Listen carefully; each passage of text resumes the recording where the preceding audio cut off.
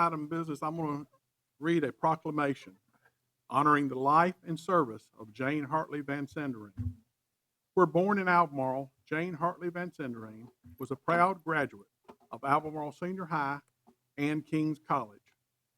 Whereas Jane Hartley Van Sanderen dedicated her career to healthcare in Albemarle, retiring from Stanley Memorial Hospital. And whereas Jane Hartley Van Sanderen exemplified dedicated public service through her roles in the governing bodies of Albemarle and New London. And whereas Jane Hartley Van Sanderen was elected by the citizens of Albemarle as the city councilwoman in 1991, serving with dedication and distinction until 2006. And whereas Jane Hartley Van Sanderen was widely respected for her willingness to listen to community concerns and work diligently to find solutions. And whereas the city of Albemarle and its citizens wish to honor Jane Hartley Van Sanderen for her distinguished service and unwavering commitment to our city and the surrounding community.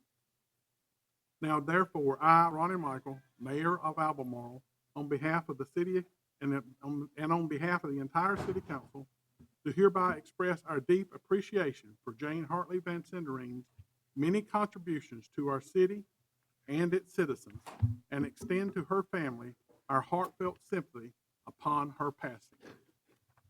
Move approval of that resolution. Motion by Councilmember Hall to approve the proclamation, second by Councilmember Aldridge. Further discussion? All those in favor say aye. Aye. Those opposed, motion carries.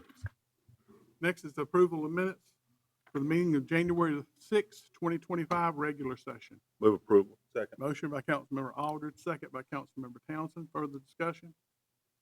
All those in favor say aye. Aye. Those opposed, motion carries. Next, we're going to enter into a series of public hearings, and let me first announce the rules. Staff will introduce the public hearing. The applicant will be allowed to make any comments or introduce any information he would like to do, and then we will allow anyone who has signed up to speak, or if anybody that wants to speak, 3 minutes each. Mr. Robinson, would you introduce? Thank you, The Mayor. first one is the ordinance 2505, zoning map amendment 2413 for 500 through 516 North First Street for R4 townhomes. Mayor, members of council. As stated, this is EMA 24-13. The townhomes don't have a name on these yet. Right now, it's just 500 to 516 North First Street. The applicant for this rezoning is Stanley Construction Services. They are the tentative purchaser from Stanley YMCA, the owner of the two properties. These are tax records 3797 and 27752, approximately 1 acre parcel and a 0.23 acre parcel side by side at the corner of CB Crook and North First Street, as shown in the aerial right there. These are right across from the Y Park and across from church and catty corner to the Y. Question before you go any further. Go back to that map if you don't mind. Or both. I want to make sure I'm thinking the same thing. This is basically, is it both parcels just the asphalted area that's there now? There's a asphalted area where a building was previously, and there's a vacant house that's there, right, So next that to it. second one is that vacant house. That's correct, a Just smaller before. lot, Okay. right.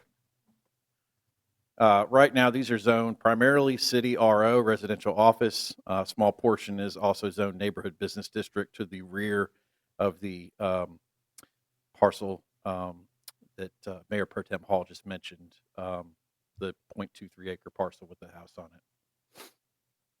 They are proposing city R4, which is a conditional approval district. That is the traditional neighborhood design district. They propose to create a luxury townhome development with flexible home office space in the bottom. As I mentioned, the one lot is vacant, formerly bank use. The other is unoccupied residential. These would be mixed-use townhome / office. There would be 20 units. Water, sewer, and power are available to the site. The topography is flat to gently sloping to the west. And The current zoning map, as I mentioned before, you can see primarily R8 around here with some RO as well. Sorry, I can't see that well on mine. It all looks yellow. Primarily RO with some R8 as well as NBD, and then just to the north of that, General Highway Business District. So kind of a mix in this area. Kevin, what is R4? R4 is our traditional neighborhood design district. It's a high-density district, but it's the trade-off of that is it's a conditional district where council reviews design as well. It allows for pretty much all types of housing as well as some non-residential as well. Pretty wide open then. Yeah, it's pretty wide open. No automobile-oriented uses. It's designed for higher density but more walkable type development. If you'll remember, there's a property that we did last year, I think middle of the year last year, up there at the corner of Montgomery and 2nd Street, where the Sinclair station is. There's a similar project. It was R4. These are both small. It can also be a much larger district, but these are the first two applications we've had of it, and they're a little bit smaller. Kevin, if you don't mind, sir, would you define, it says luxury townhome. What is luxury? What is that?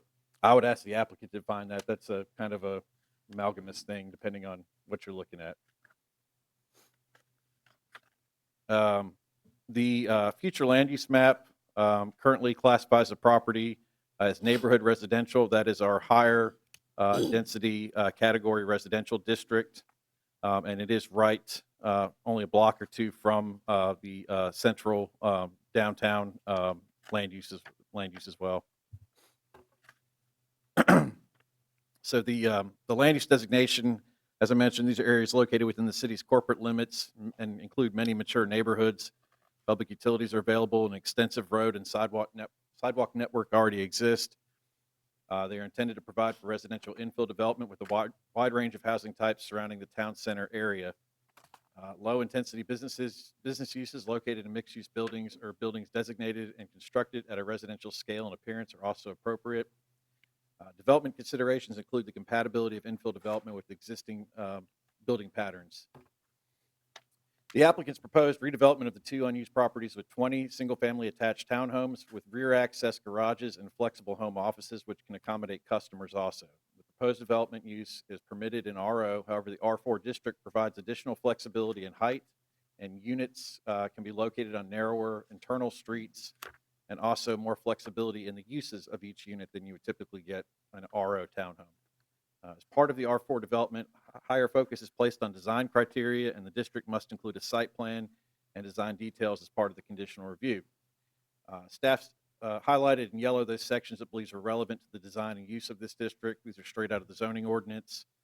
There's a few sections in blue that we don't believe are applicable due to the project size. There are no actual through streets or anything like that's being constructed. It's a smaller kind of infill R4 development than you would typically see if those would apply to. But most of the other criteria that's listed in here are met, we believe. Landscaping and trees to enhance the streetscape. Landscape plan's not shown. That is one thing that we would ask. We'll get some more detail about that as well in here.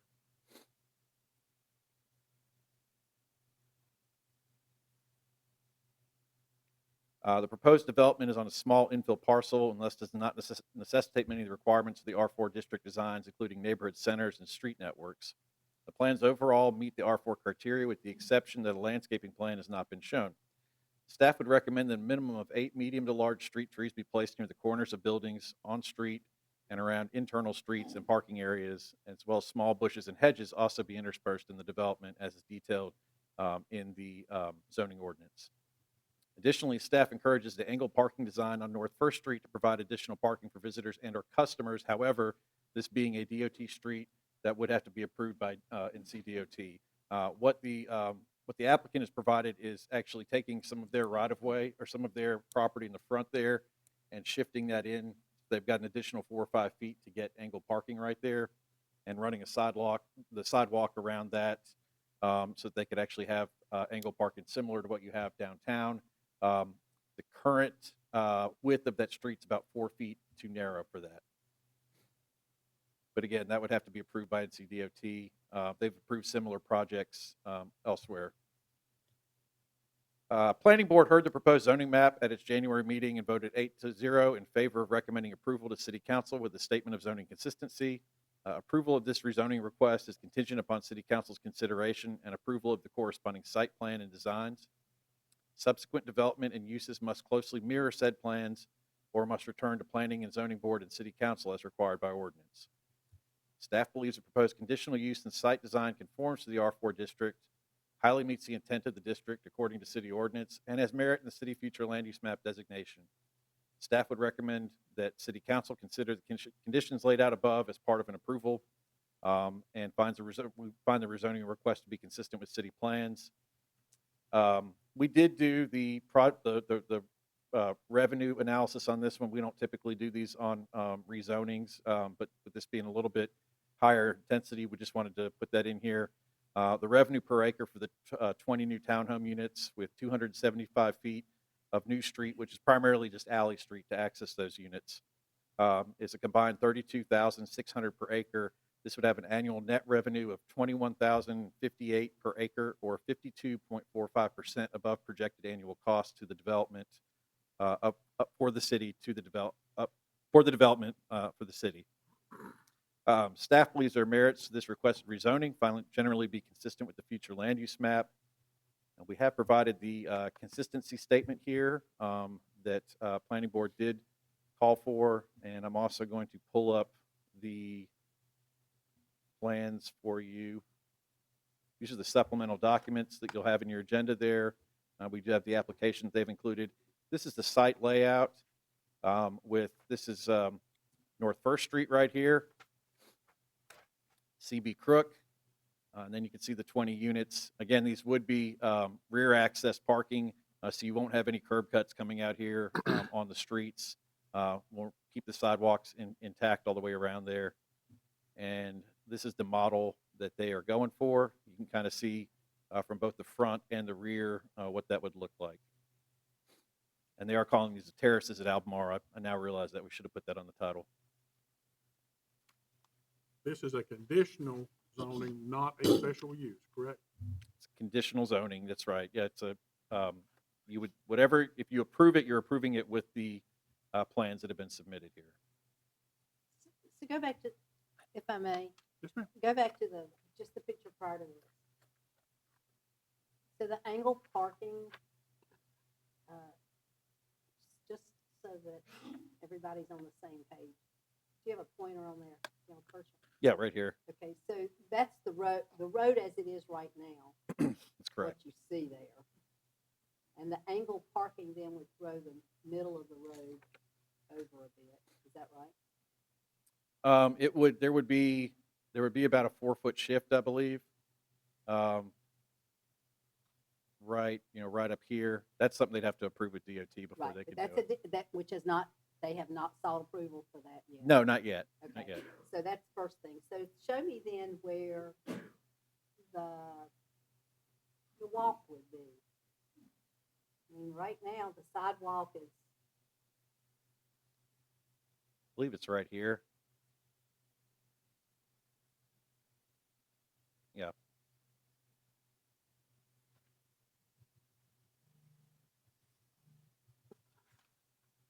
so then the north of that, so go back to the normal size.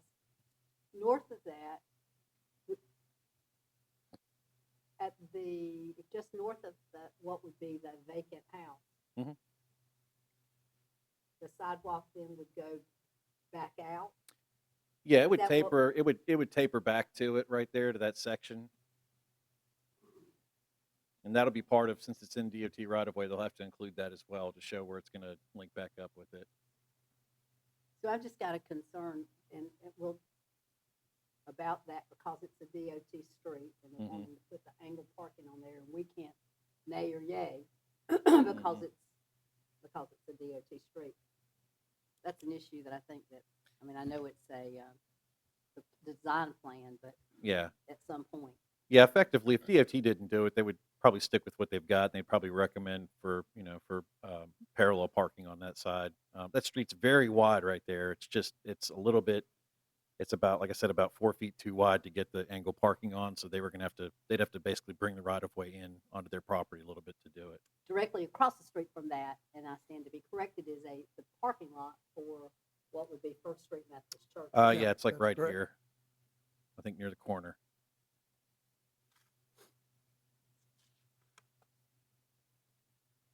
The alleys that you discussed are all gonna be private, not gonna be turned over to the city. correct? No, these would have to actually be, this back here could remain private if they Yeah. wanted it to. This right here, because of the way our code is written, we do need to have direct access for individual lots to a city street. So this would be narrower. The R4 allows it to be narrower since it's not a through street. But this section of it right here would be publicly maintained. But where's it going to? Nowhere right now. Nowhere. There's a house, where your cursor's at, just There's behind a that's a house. Yeah, runs right into. Yeah, I mean, it would Correct. end right there for right now.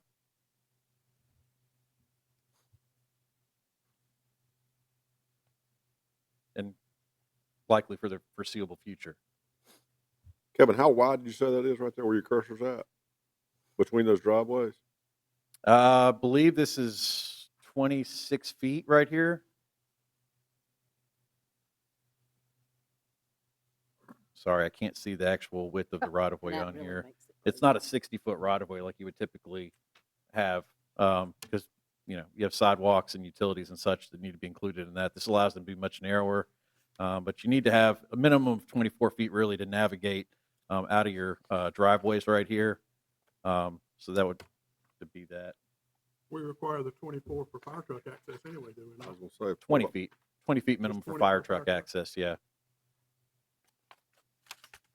So you could do 20 feet as long as you had a couple extra feet on either side outside of your driveway, so you wouldn't have any problems pulling out.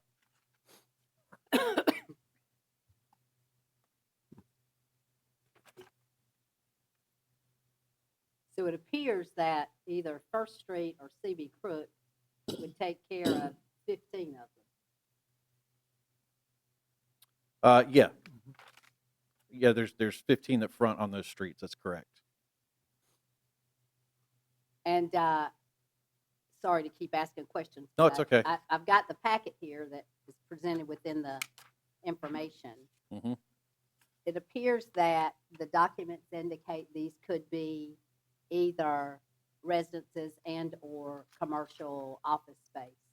And I'll let the applicant address that, but I believe Okay. what they're proposing is that these will be standalone lots. And that there'd be some office space downstairs. It could either be a personal office or it could be something where you could receive visitors, customers in there. So it's a mixed use kind of project.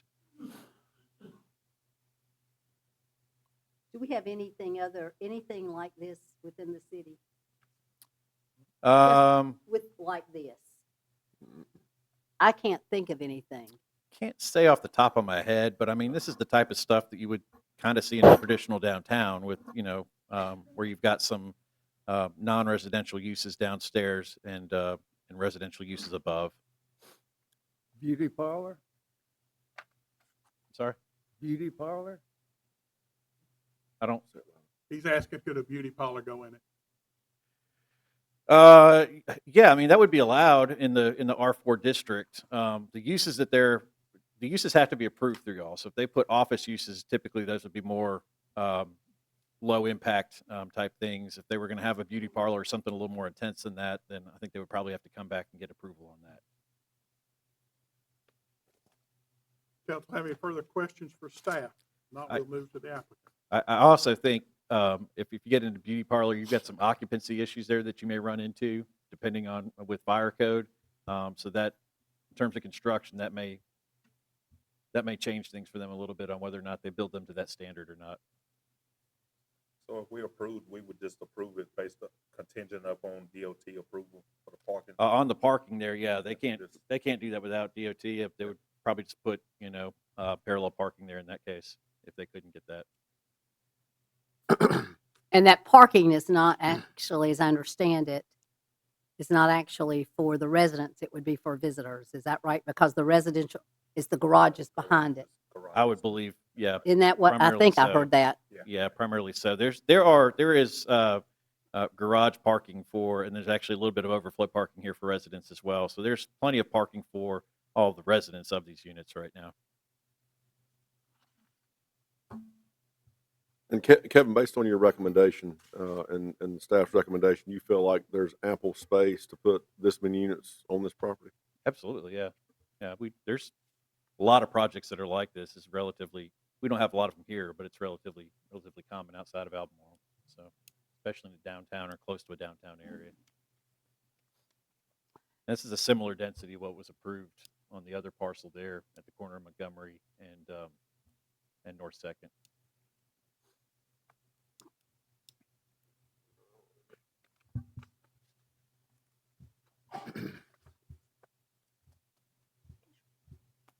And the landscaping that you have suggested within the verbiage there, that goes back to the landscape that's in our approved landscape. Is that correct? Yeah, we require it at certain intervals Right. along the street, and basically you'd end up with probably 3 or 4 of them on 3 or 4 trees on North First Street, and probably a couple on CB Crook, and then probably a couple internally along those drives there.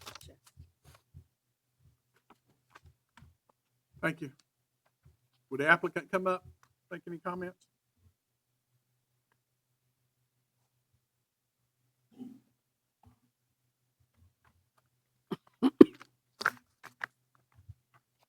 Good evening. My name is Travis Alley, Stanley Construction Services. I'd really like to just, some of the questions that weren't answered by staff, if we want to go back through those and address those. Please. Ms. Hall? I don't even remember what I've asked. I've got notes on there, Travis. So- Basically, so your concerns were parking. well, right, So right now on First Street, from the corner down to past this property, there's no parking because that was associated with the bank Right. entrance and exit. So actually, that would be going away. So we'd be generating parking there. The reason for the diagonal parking is we felt that obviously that area, the bank is a community parking lot right now, oh, yeah. the old bank site. So we felt the diagonal parking created the density for additional parking. Because if you look at the units, we've got 2-car garages also with 2-car parking behind the units. So I don't see that as we're using that street parking for residents. So- And I made that referral Yeah. that I knew in the body of the, Okay. yeah, that was for visitors, as I said it, basically.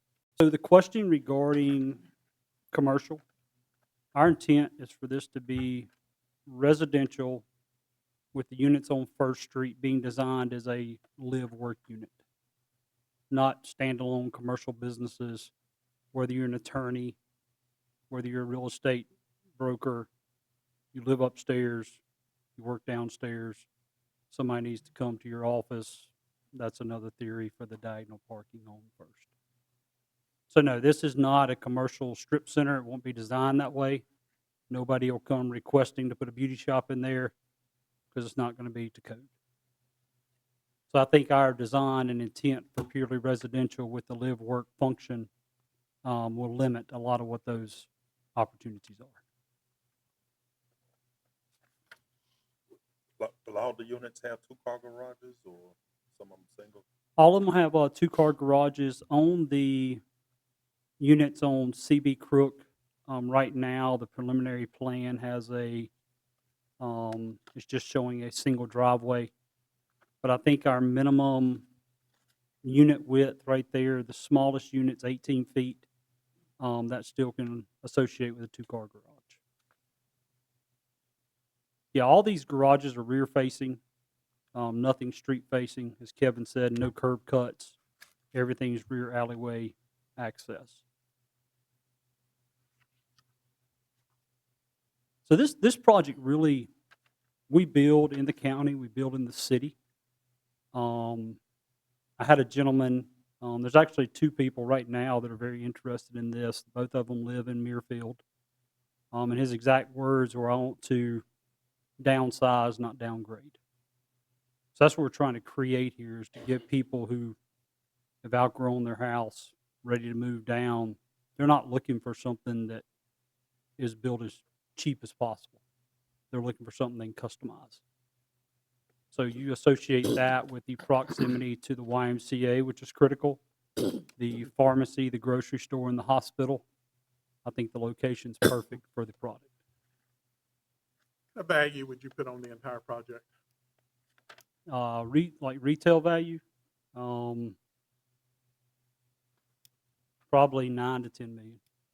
What was that? 9 to 10 million.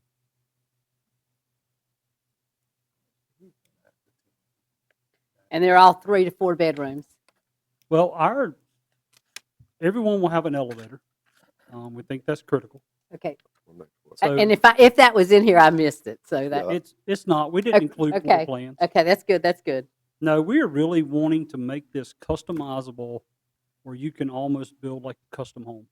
You can pick your floor plan, whether you want your main on the middle floor, the ground floor, the upper floor, whether you want all living space. We're working on a structural design which will allow us to build this as a shell so that people can kind of come in and do that design as they see fit. To Travis, me, we don't have that. I appreciate you clarifying that because I didn't see, like Councilmember Hall, I didn't see in the notes where elevators were going to be an option here. I wouldn't build this project without elevators. Yeah. I mean, from the customers we see that are asking for this product, they may not need it today, but they're going to need it. Well, I think the people that you're kind of catering to in this deal, being close to hospitals, Yep. doctors' offices, things of that nature. You mentioned people in Muirfield wanting to maybe sell out and downsize. I think that would be an integral part of this No, I think project, that's having critical. elevators. I think that's critical, something that we've got to do to make this a viable product. So I'm not sure how it gets picked, what zoning we apply for. But at the end of the day, our intent is to build this footprint, this layout, this exterior profile. So the pictures you're seeing here, that's what we're moving forward in our design phase with. So the intent's not to get approval and then try to come back and do 25 units. I mean, this is what we think fits the site. The 3-story with the combination with traditional brick and the modern facade, we think fits the area. So we spent quite a bit of time out there just kind of looking at the Y, looking at some of the other buildings in the area. So that's kind of what drove this design proposal. Council have any further questions of the applicant? Thank you. Thank you for your consideration. This is a public hearing. Anyone who cares to speak for or against, please come forward. I have no one that signed up to speak. Motion to close public hearing. Second. Motion by Councilmember Townsend to close the public hearing, second by Councilmember Hall. Further discussion? All those in favor say aye. Those opposed? Motion carries. Ken, would you come back up and put the conditions that was recommended on the screen?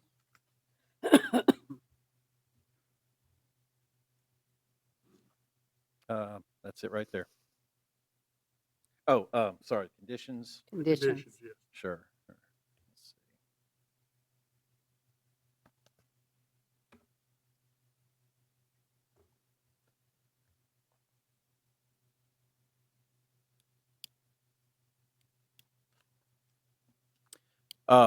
So the conditions were effectively to add the landscaping plan with those trees and shrubs in accordance with the R4 section of the ordinance, as well as to receive approval from NCDOT on any kind of changes to parking there prior to it happening.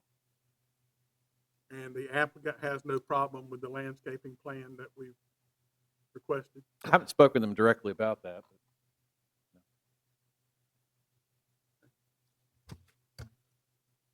Council have any questions of Kevin? I'll entertain a motion. Move approval. with Second. Conditions. You're moving approval to approve with the consistency statement? Yes, sir. With the conditions that staff has just mentioned, the landscape plan and DOT's approval. Is that correct? Have a motion by Councilmember Bramlett, a second by Councilmember Dry. Further discussion? All those in favor say aye. Aye. Those opposed, motion carries.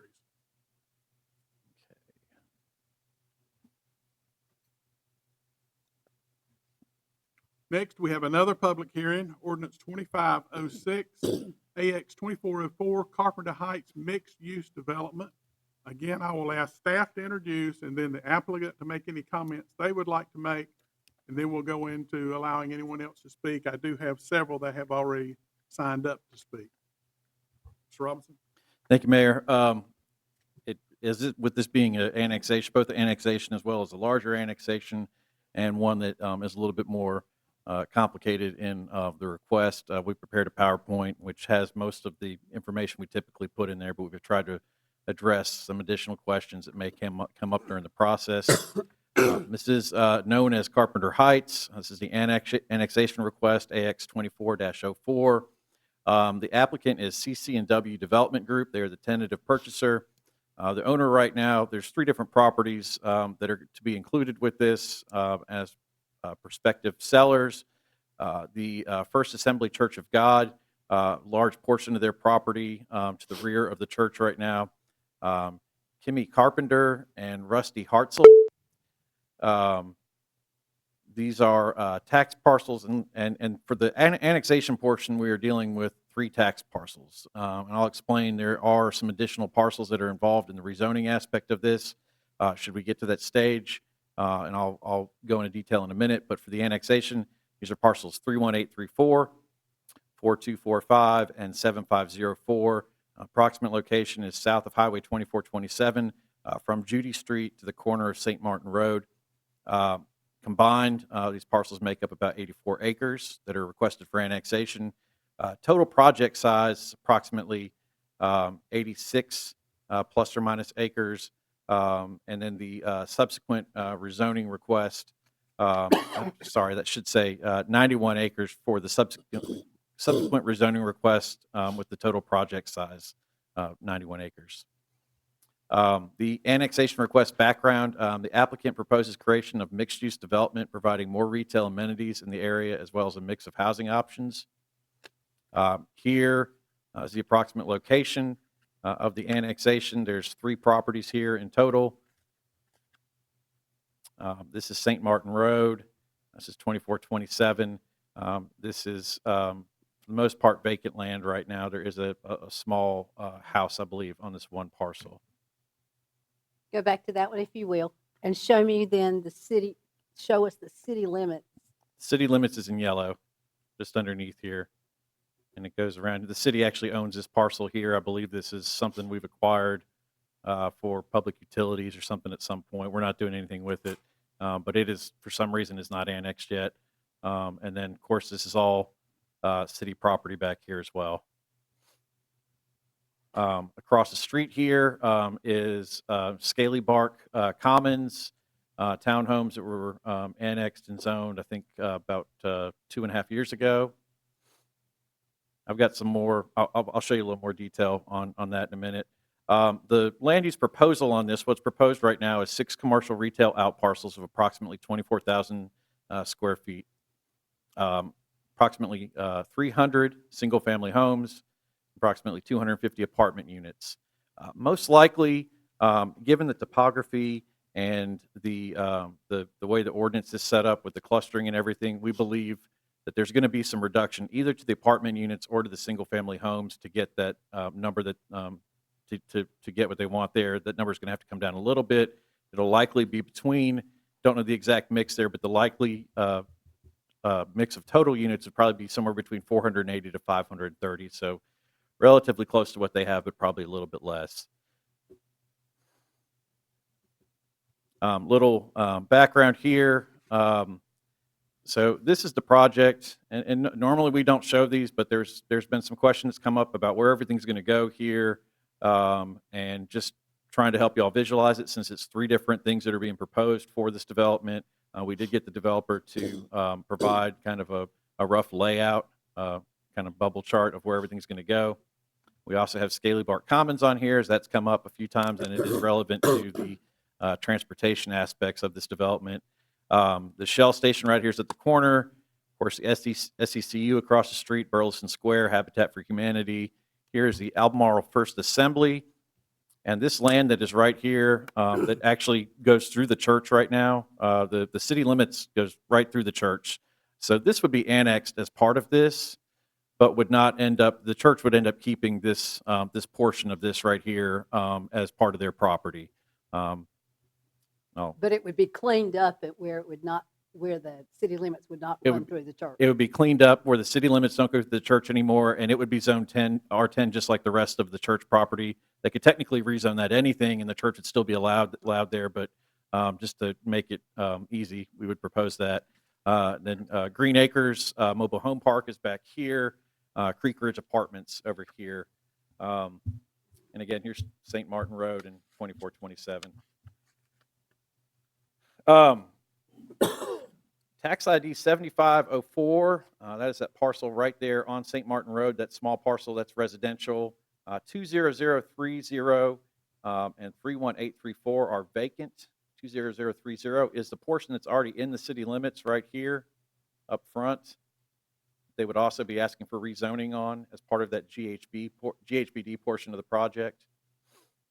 Go back again, what is that one?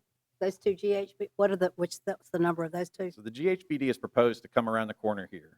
What is it, This portion where you see the city limits line right here, this is approximately where they're wanting to have the GHBD as well as down here. But this portion right here, this property right here is actually a separate property inside city limits already. okay, And So- already zoned GHBD. It's not zoned GHBD. It is in our future land use map as commercial. It's not zoned GHBD yet. I'm getting a little bit ahead of myself with the zoning, but I think it helps y'all kind of understand what's going on with it. 27795 has a church use, which I covered, and then 4245 does contain some of those church buildings. The line goes right through the property there, but most of it to the rear is largely vacant, and the large portion of that property is what they're going to sell, proposing to sell to the applicant. Current zoning map, you know what most of these are. Light yellow is R10, tan and orange county R20, light green is county RA, dark gray is heavy industrial. Requesting 8.5 acres to be rezoned to GHBD, 23.5 acres to go to R6, 57.6 acres to R8, and then about 1.7 acres to R10. That would be the remainder of that church property that the church would keep in this with this. Here's the current zoning right now. Covered all those. I did not mention, I'm not sure if I mentioned county general business right here as well, a little further down St. Martin's Road, but that's a majority of the zoning. and currently, okay, there is, there answers my question. Yeah. So again, there's a lot of moving pieces there, but that kind of should help you know a little bit about what's going on with it.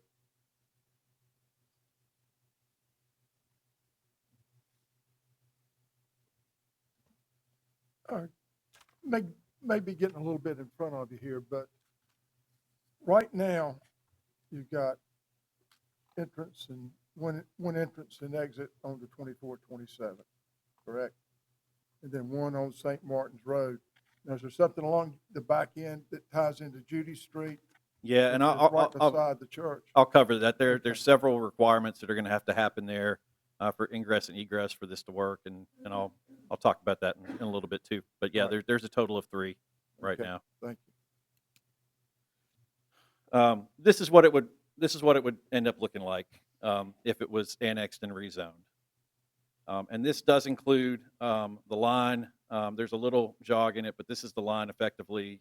Planning board recommended that the line be drawn roughly from the back of that church lot coming down to the property line there. Utilities and site constraints. You can see there's sewer along 2427 here in a couple different locations. There's also sewer back here. There is some back here as well. This is a little bit harder to access. There's water along St. Martin and 2427 as well as electric. This shows some of the existing land use. This is just city, doesn't include county. Most of this would be residential with a little bit, I think 1 or 2 parcels right here that are commercial as well. Be kind of, this is public and church properties right here, single family residential in the yellow, multifamily in the brown, and then pink would be commercial as well. Kevin, if you don't mind, going back to that previous slide, you said the planning and zoning department recommended the line come, what were they basing that on? Well, originally, what was requested was the whole thing to be R6 because they weren't sure exactly the positioning of the apartments because that hasn't been designed yet. Planning board didn't want everything to be R6, and so they asked for a line to be drawn there, and that's kind of what they came up with, was that there be a line that kind of comes across from the back of the church property there that would, where R8 would be on one side and R6 would be on the other, so that the multifamily, you could not put multifamily back here, multifamily would just be up front right there. So the apartments would be in R6. Right. So to that, to that question, so then did planning and zoning say, we'll let you do R8, or was that the applicant's? Yeah, I'm Code. gonna get to that. Okay, very good. There was an agreement at the meeting that R8 would be. Then would that's, be that, I okay, think that's yeah. the next question. Yeah. Okay. And generally, staff is in agreement with that as well. It's really a matter of, we don't have a good way yet to do some of these mixed use projects like this without just drawing arbitrary lines on there. And sometimes it's a little bit hard to figure out exactly where you're going to put everything when you've got that. So, but I think that probably works pretty good with what they came up with. The city future land use plan from 2028, the current city future land use map classifies the properties along inside the city limits along 2427 as commercial. Effectively, this whole intersection around St. Martin, in between Main Street and 2427, and then those that are going back behind 2427 there on that side just a little bit are as commercial. The rest of this was designated as county primary growth areas. And I apologize, I don't have anything any clearer for you. I had to take this out of the PDF that the county has for their land use plan. This is the original land use plan from 2040 that I believe was adopted about 18 months, 2 years ago. Originally, the county had on their future land use plan designated this area as county primary growth area with a mixed use center in the red, which is all that back behind the church, and then multifamily neighborhood before changing it recently to preservation. So they've got preservation here with this primarily being 1 unit per 3 acre lots going right up to the city limits line, right behind where we would have commercial and everything there. As I mentioned, city water is available from 2427 St. Martin Road and Judy Street.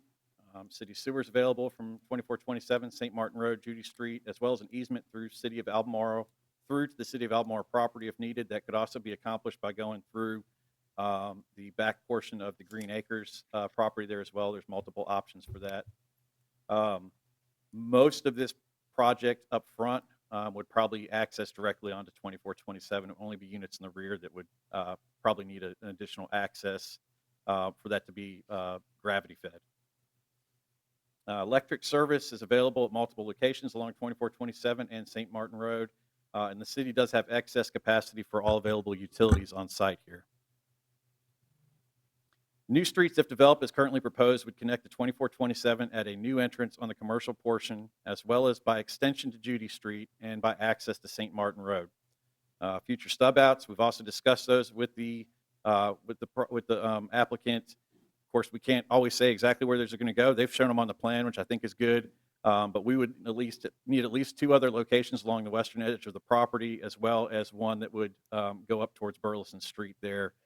If that area is redeveloped in the future, it would be required to connect.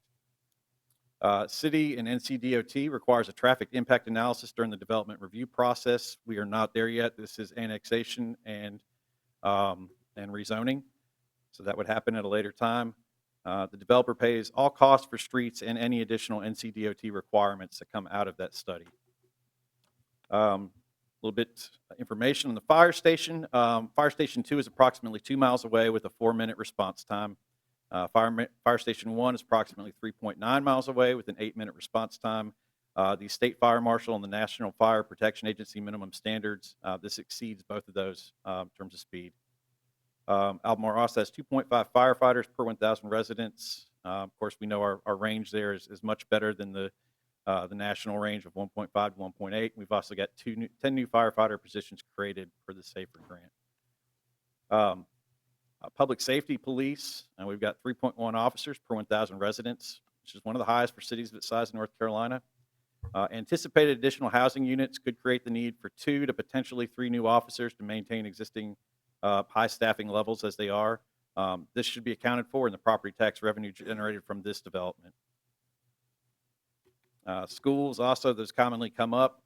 It's likely several years before children are going to be living at this location, but elementary school children from this development would most likely be districted to another school with more capacity than ND. As you can see, there's 4 others right now that students in Albemarle attend. And there's also 2 other districts for 2 other schools that currently do not attend that could the school board could utilize as well. And some additional facts. Stanley County Public Schools estimates 0.4 students per residential lot. This would probably have around 212, so probably roughly 70, 75 elementary students, and then you get your middle school and your high school there. The school superintendent would receive notification about the development timeline as well, so they can help to plan for that. Tax revenues, we did run this through in the revenue calculator that we got from the land use fiscal analysis study.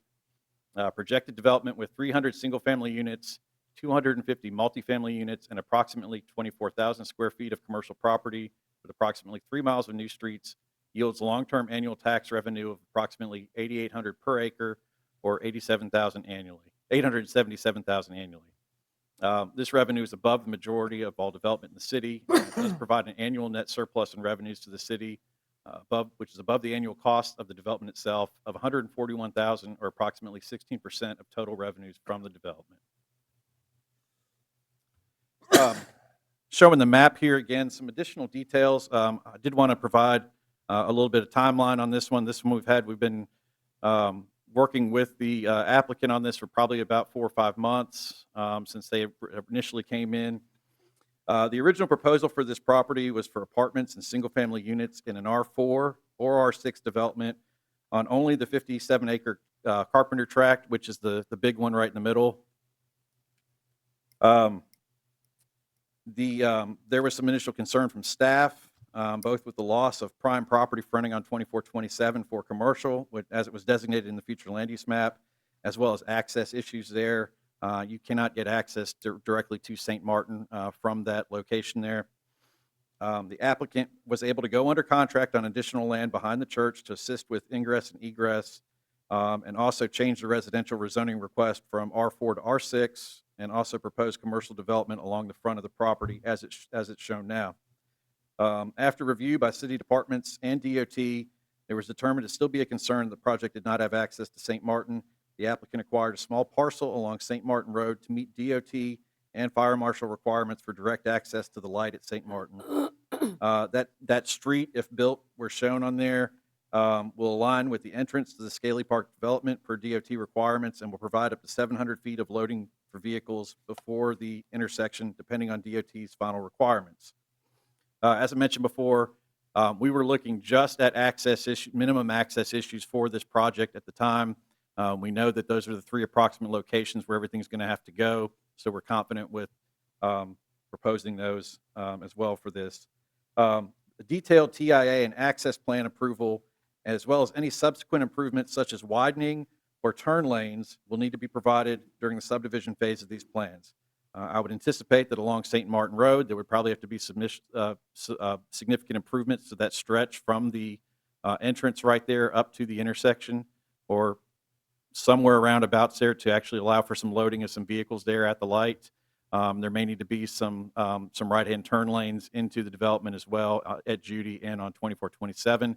But those are the types of things that would come out of the TIA, the traffic impact analysis, after DOT's had a chance to review it. Also, stub outs for connections to future development will be required with the development, most likely in the approximate location shown on the kind of the concept plan there. It was determined that there's adequate sewer and water capacity with gravity sewer lines accessible for at least the front half of the development along 2427, with the rear half potentially also accessing 2427, but also potentially would have access by easements through adjacent properties to the rear if they're deemed to be needed. The applicant has defined an area approximately 220 feet deep around the corner of the property at St. Martin and 2427 for the commercial portion of the development, with approximately 6 one-acre commercial outparcels along that corner. It's still their intent to include single-family with approximately 300 units on the remainder of the property to the rear and to the east behind the church, and the multifamily apartment complex would be behind the commercial, kind of in between those two. The applicant originally requested the entire remainder of the property to be rezoned R6 so that it'd be easier to locate and design the apartment complex. At Planning Board's request earlier this month, they did agree to extend a line southwest roughly from the rear of the church property and to request the portion of the property to the rear to be rezoned R8 instead. The exact layout and design of the apartments are not defined at this point. The applicant believes, as shown, will be the rough location of the apartments so they're not too imposing at the corner of the site near the intersection. Staff does believe it's likely this area will need to be increased in size from the roughly 7 acres shown to approximately 10 to 11 acres. That would be easy to accomplish in the given acreage for R6 there, but it would probably be a little bit larger in the green that they have shown. And that would be in order to accommodate the proposed units, their parking, and amenities that would be needed as part of that project. Again, while the exact layout is not set, the street network should approximate what is shown due to the requested access points by DOT and the fire marshal. Also, the total required open space is yet to be determined, but it's anticipated that approximately 18 acres will be open space with a 25-foot buffer around the perimeter of the property and a large 7 to 8 acre community park and amenities area roughly in the center. I know the colors don't match up with what we typically use, but the blue on there would be the open space. The green is the multifamily, so a little bit kind of backwards, but that's kind of where they're proposing it. And the pink or the, That's the single family, and the green is the multifamily. And again, I think that would probably be expanded a little bit from what you see right there within the R6 portion. If annexed, City Council should hear and consider the rezoning of the property as proposed herein. If annexed and rezoned, any residential subdivision proposal and design would be applied for and submitted to Planning Board for consideration and approval. Multifamily developments of over 8 units still require administrative approval by City Council and would need to come before the board prior to development of that phase of the project. Commercial development will be subject to an administrative development review by city staff and responsible agencies. But due to the closely tied nature of the development, this could be included with the multifamily review by council if the developer wishes. Staff believes the commercial portion of this property has merits in the city future land use map designation and would provide much needed new commercial opportunities to this area of the city, while also containing said commercial close to the intersection due to the nature of the surrounding areas. It's largely built out on that side of the road with the church, and then multifamily and single family properties going down the street there, so it's probably not going to go a whole lot further.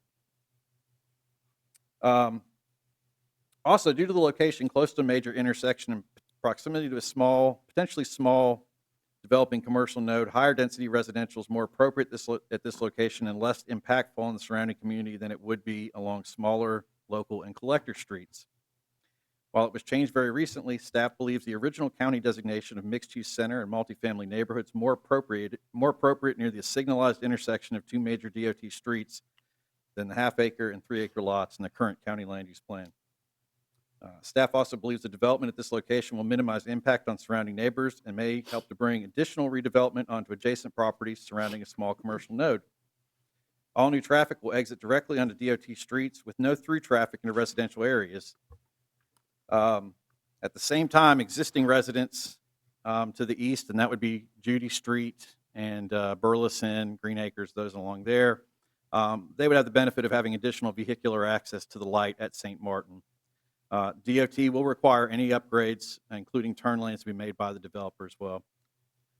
It should be noted these properties are largely surrounded by heavily wooded areas. Over 75% of the project site is adjacent to wooded areas with a minimum of 200-foot width around the border of the property, with the remaining areas to be covered by a 25-foot buffer running from the perimeter, around the perimeter of the development. The new development will be visible by a few adjoining residential properties, would be visible by very few adjoining residential properties. Additionally, the closest homes in the new development would be over a quarter mile from city treatment facilities. Staff believes this development will more than pay for itself, including all long-term infrastructure maintenance and required upgrades and services based on the proposed numbers. Providing a mixed-use center transitioning from commercial development near the intersection to multifamily and then medium-density single-family before becoming less dense further away can help to provide a range of housing and shopping and amenities and to address some of the needs of the city and serve the immediate and growing area around the community college. We do have the annexation plat and the petition as well. I think you guys saw that at the previous meeting where you set the meeting date, and we also have the ordinance for your review. Kevin, I think it'd be good for you to go back and recap what our uses allow. Where are those apartments allowed? What uses? Is it allowed in an 8, a 10, a 15? Tell us what they're allowed in. R6 allows for pretty much all of our different residential uses.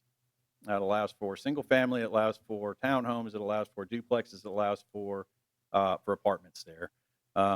R8 does not allow for multifamily, and it's also a little bit less dense than the R6 as well.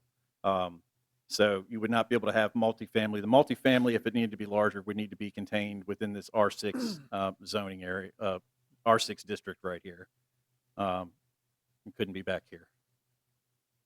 And go ahead and tell us what Kevin. R8. So R8 is single family, duplex, and townhomes is what's allowed in R8. This is zoned R8 over here for the Scaly Park Commons townhomes right there. Kevin, Recap have we had size any- lots. They're Recap size lots. the 8,000 standard on that, and they can cluster those right now down to 4,000 square feet. I think they're proposing 5,000 on these. In our, Yeah. Scaly Park, has any construction started there yet? No, it has not yet. They've got their civil set approved on that, but they have not started construction yet. All right, just correct me. If we approve this at the intersection of St. Martin, we would have right at 600 housing units in a very close, compact area there. Is that correct? That's correct. Yeah, you would have more than that, actually. You'd have 700, 725, something like that. So, but you would have Scaly Bark. This is right in, right out here, but you could come out and exit this here. You could exit this here, and then you've got access here at the light as well. So, and in terms of access there, again, that's something DOT is going to have to review. If they require upgrades to the street in order to complete the project, they'll have to do whatever that requires. Mr. Robinson, if this is approved, you said the word cluster just a minute ago. So Mhm. you think about the developments that not all of us have voted for, but this council has approved on the Morgan Hills development, cluster housing. Mhm. So what you're saying is potentially how many houses in this development would be what we call cluster houses? If they go with the cluster does not apply to the multifamily. That's a different thing. But if they went with the cluster, it would probably be the majority or all of the residential section in the rear. And if you wouldn't mind, just for the record, if you would just tell us, when we say cluster, how many houses is that? Explain the density, if you will, because there's probably several people in the audience that may not Clustering's the understand same density, and it's actually less by right. It's a little bit difficult. Clustering allows you to reduce your lot size. You cannot have more than what the maximum is allowed, and allows you to reduce your lot size, and the remainder of that has to go into open space. that. Mhm. Here, they're proposing for that to go into open space in the rear, and as well on a park right here in the center of the project, as well as a couple other little sections there. So it does not allow you can't have more than what you could have there with the standard development. In fact, you have to account for 80. You can only do 80% of what the standard would allow for. It's assumed that you would lose at least 20% to Mhm. streets and the 5% minimum open space standards for a standard subdivision anyway. So the numbers are roughly equal. You just have smaller lots. But on a 1 acre lot, how many houses could you put on that? Well, you can't. Hypothetically, you can't. You have to have 5 acres to do a cluster. But on a 1 acre, you could, if it was R8, yeah. it's 5.41 single family homes each being 8,000 square feet. It would be 5.41 homes, but they could be lower than the 8,000 square feet, and the remainder would be open space around the project. But just again, you got this is your specialty, of course, but for me trying to visualize this, I'm just trying to think about like the phase 1 and phase 2 of Morgan Hills.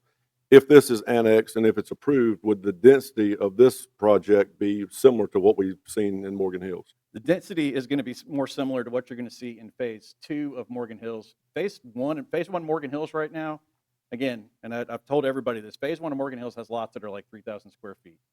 They came in here when we had a cluster ordinance that just said there weren't a lot of stipulations on it. You didn't have to put in sidewalks on both sides. You didn't have to have active use amenities in your open space.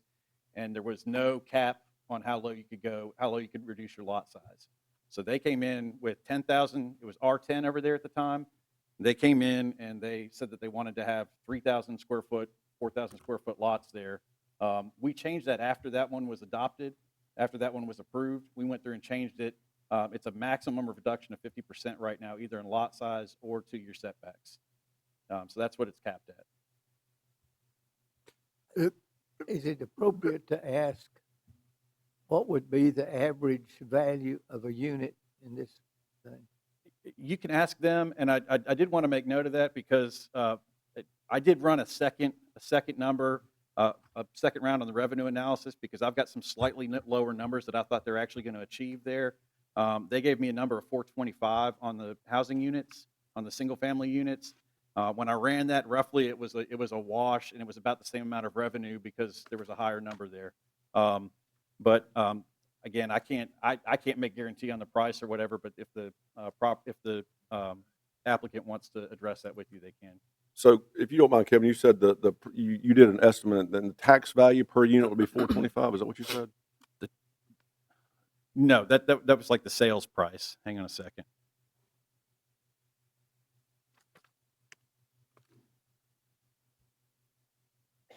Okay. This is total here. This is the whole project. You can plug each one of these into the spreadsheet there. For 300 single-family units, this is what they're proposing again. I think it's going to be slightly lower. 250 multifamily, 24,000 square feet of commercial property with approximately 3 miles of new streets. And then what we have on there right now is effectively an average that they put in there for housing costs. I think it's around 315, 320,000. That's actual sales price that they've included on there. So that's what we calculated that from. I went through and changed it with a lower number and put in the 425 as well, and it was pretty much the same. I think it might have been 1% higher, I think, on total tax revenues, but not a lot. Bill, if I'm wrong, I think what he was asking and wanting to get to is the distance between each home put on that particular parcel of property. So it's like 15 feet, 20 feet, or is that? I can't, I mean, until we get a subdivision in and they actually propose something with it, I Okay. can't really say much. I mean, it allows for, I mean, pretty, you could potentially do pretty small spaces in between. Yeah. Is that what you were trying to get to there? Yes, sir. Yeah, okay. Further questions of staff? Just would reference, you were reading from it, page 9 of 14. Staff comments. There were 2 things that you made reference to that I just would like to go back to. Second paragraph of that page 9. Staff believes the commercial portion of this development Mm-hmm. has merits in the city future land use map designation. Mm-hmm. That's the one that we've got right now of 2028. Yeah, that our right? current city future land use covers the front 4 out parcels on there that are currently inside the city. So yeah, I think there's that verbatim, I think meets our land use. Really hard to say when you get outside the city because we don't really, not at this point on the old plan, we didn't really get into areas and defining those outside. We just kind of have what the county had on theirs. Okay, But the county does have commercially zoned properties, I think 1 property down from what's being proposed in this right now. And then also the original plan there as well. So again, this is it's grainy, and I apologize. The only good way we had to do this was to screenshot it. But this is St. Martin Road. This is the backside of the church property, and everything. These reds are mixed-use centers, and then the multifamily is right next to that. Now, I'm not sure exactly why they've got mixed-use center over here and not over here, but I think, combine the two of those, this matches up with what was originally proposed in the 2040 land use plan for the county. So keep your cursor right there. Currently, as I understand it, the county has changed that to preservation. Yeah, they've changed it. They've got within 200 feet of according to what they've got right now, within 200 feet of Highway 2427 here, they've got 3 acres per unit on this portion. This is R20 right here, this section. You could have, half-acre lots, but these would all be 3-acre lots in the county. So I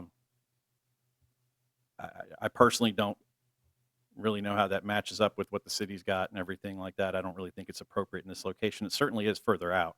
But in proximity to this intersection with everything else that we've got in the city right there, I think their original land use was probably much more in keeping with what we've got in the city, especially with commercial zoning, commercial So land two use. follow-ups to that. So the current city limits are Mhm. there in yellow with the red running through it. Mhm. Okay. You just made another comment, and again, I'm referencing the 3rd paragraph now of page 9 of 14. Staff believes that the original county designation of mixed-use center and multifamily neighborhood is appropriate, and that the higher density residential zoning request also has merits. Yeah. That's the current one that it is currently, that is currently zoned for in the county. Is that correct? Is that what I No, read? No, it's not zoned for that in the county, and they've changed their land use to go away from that. The old designation that was from the 18 months ago or whatever, when the 2040 Okay, their plan originally came out, I think that's largely in keeping with kind of what we've got in our plan in that area there. And with us having commercial land use designations right there on our side of the line, I think that's a lot more in keeping with it.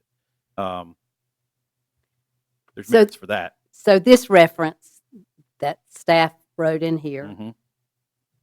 when you say you believe the original county designation of mixed use is appropriate, That's that- correct. Yeah, that was before this. Is that that's right? correct. Yeah. Okay. But this is as it is right now with This the is, yeah, I 3 just wanted per. to show you, this is what they've changed it to.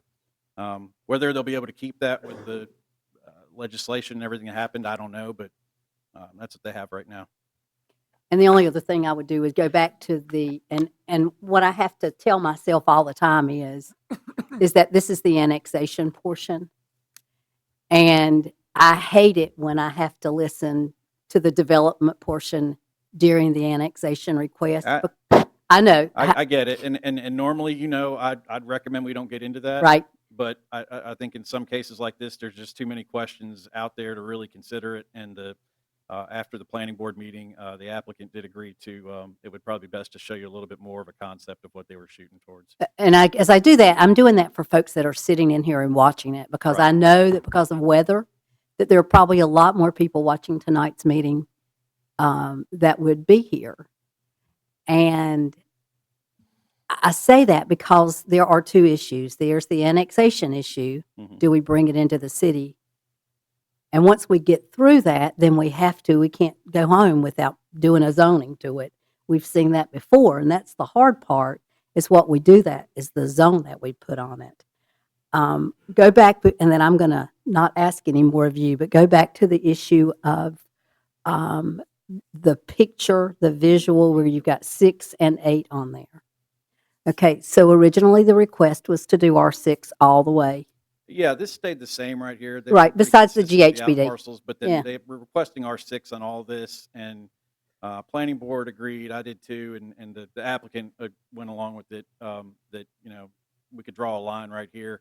They knew the apartments were going to be somewhere up in here, but I think it potentially could kind of come out here as well.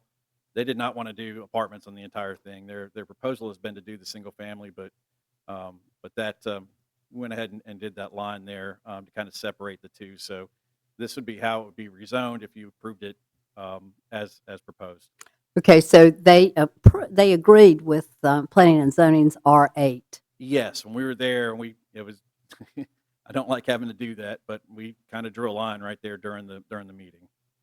So what would be, I know the benefits, what would be the process of going back to what Bill Aldridge just asked about, clusters? What would be the issue about moving it from R8 to R15, R10, R15, which then Bill would help those numbers? I'm just asking.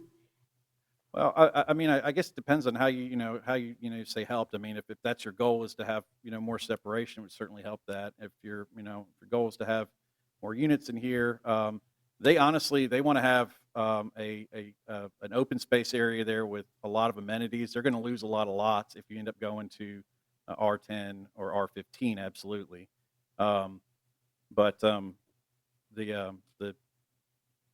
amenities they were proposing, they wanted to have this be a very kind of high intensity use, and getting the extra units in there, actually, that helped with that. So, but I can let the applicant address that if they want. That's fine. Thank And- you. Kevin, speak if you would about the R10. Is there a chance if this thing's approved, I'm sorry, R8, if this thing's approved at R8, and the cluster, comes into play, could that reduce that from like 8,000 square foot down to 4,000 or 5,000 square foot? It could. I believe they're wanting to do 5,000 square feet there, but potentially 4,000 would be the cap. So if they reduce it to 5,000 square foot, then that would make it probably how many houses per acre? It's the same density per acre. Yeah. Okay. It's the same, you're getting the same, that's why it's a cluster. You're getting the same density, you're just kind of pushing them in, Agreed. and you've got more open space. The biggest added benefit to the cluster is, and we've got it in our comprehensive land use plan from 2028, but open space and recreation and parks and, the demands that we've got. One of the things that we did with it was increasing the active use amenities. This can't just be trees, it can't just be a grassed area. You actually have to go in and put in amenities into that, playgrounds, dog parks, those types of things that people are actually going to use. So that's the biggest benefit of that. If you do a standard subdivision, they could do a 5% of it and just kind of set it to the side, and there's nothing really on it, and the rest is everything cut up by lots. So. Thank you. Mhm. Would the applicant like to come forward and say anything?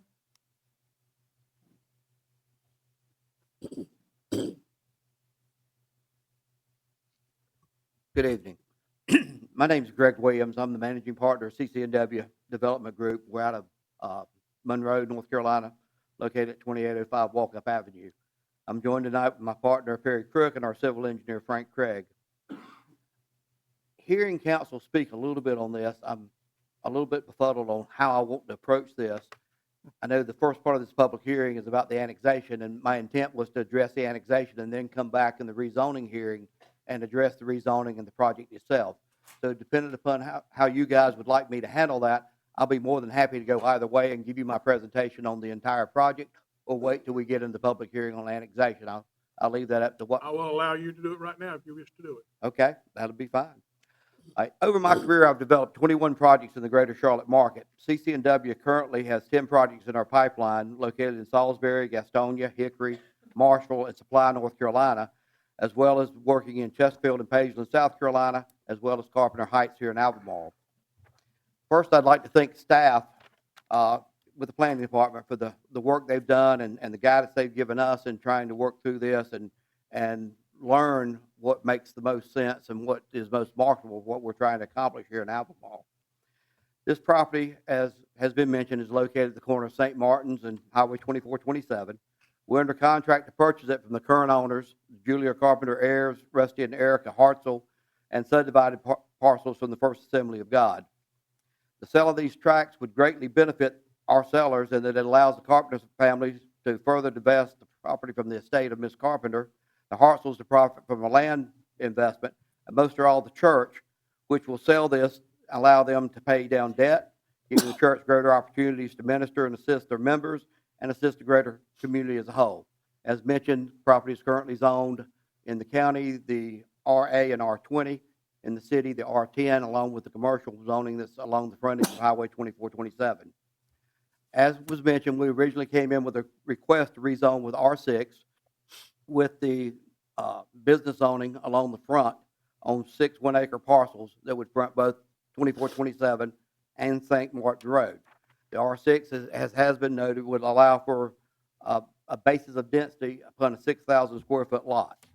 After discussions with the planning board, we agreed with their overwhelming support to seek the R8 rezone on approximately the back 60 acres, which led to the line that is drawn, trying to establish the 60-acre part that would be in the rear of the neighborhood, the commercial zoning along the frontage, which again would be the 6 one-acre out parcels, and then R6 in the middle, which gave us flexibility in the design of the apartments. And as staff has mentioned, there is some question about the amount of area that we're currently showing on the map, if we would need to enlarge that to accommodate the apartments to get the density we're trying to get there, which would reduce the density of the single-family lots on the track. We've designed 18 acres of open space, which would include a separate single-family amenity as well as a amenity for the apartments. Typically, from a marketing standpoint, we don't want in a mixed-use neighborhood for the amenities to be shared by the different property owners and renters that would be in the apartments, keeping that differently, and that you tend to have more families on the single-family side, more single people in the apartments. We also would have a 25-foot perimeter buffer around the neighborhood. As you see on the map, a good bit of the amenity space open space would be in the rear, with parks in the center. As mentioned, this would include a pool, clubhouse, potentially dog parks, playground area, walking trails, and with the apartments, they would also have a smaller pool for those apartments, along with the clubhouse to go with that. The design of this and what we're looking for, and has been mentioned within the potential of the cluster, is to have the most efficient layout that we can potentially have to make this vis-a-vis with smaller lots, with the greater compaction of the single-family homes, to give us less infrastructure, less streets, which makes it more efficient in the long run for both our original construction and eventually, as the city takes ownership of these streets and the utility lines, to reduce the amount of long-term cost as you go forward with the life of the neighborhood. We do have designed in this the 2 access points off Highway 2427, and then the 1 entrance off St. Martin, which would be across from the Scaly Bark community, which we accomplished by bringing the Hartsel property under contract, which we did based upon suggestions from staff of having that secondary entrance way off St. Martin to allow for the use of signalization, excuse me, at the intersection with Highway 2427. A traffic impact analysis, excuse me, traffic impact analysis would be commissioned per scoping requirements of NCDOT. Improvements defined in that study will be incorporated into our plan with rezoning and annexation approval. All the new construction for the homes would be with 2-car garages to qualified buyers through market financing. We project a starting price somewhere around $320,000 per unit, with a projected median price roughly in the $425,000 price point. We all know with the amount of inflation and supply chain issues we saw going through and coming out of COVID, we've seen a great escalation in price of housing, and part of the intent with the efficiency is try to control that price point as much as possible, but in all likelihood, as we go forward in time and in any new development and construction of homes, it takes several years to go through the planning process, to get the streets and infrastructure put in, and then roughly 4 to 6 months for the first homes to be built after that. So if approved, and we started today on our construction drawings, you're looking at a minimum of 2 years before the first resident moves into this community. The apartments would be a combination of 1, 2, and 3 bedroom plans in 7 buildings, with an approximate 30-60-10 split between the bedroom plans, rented at standard market rate for Class A apartments. We feel like fire and safety will be satisfied with 3 accesses and interconnectivity with only 1 cul-de-sac within the design as we have it currently laid out. Stub streets that would access adjoining property to promote interconnectivity should those areas ever be developed in the future. Furthermore, and this is something that's kind of come up in our group over the last week in discussions with planning staff, they mentioned the possible need of an additional fire station in the area. After discussing with my partners, we'd like to work with the city to provide this site from our St. Martin Road frontage and provide that site to the city in the event we do have a neighborhood to build to assist the city further in their planning for additional fire protection in that area. We feel like sanitation, planning, and stormwater questions will be addressed and designed for approval by planning staff. We have no environmental issues on this property, as noted in the Phase 1 study that we have conducted.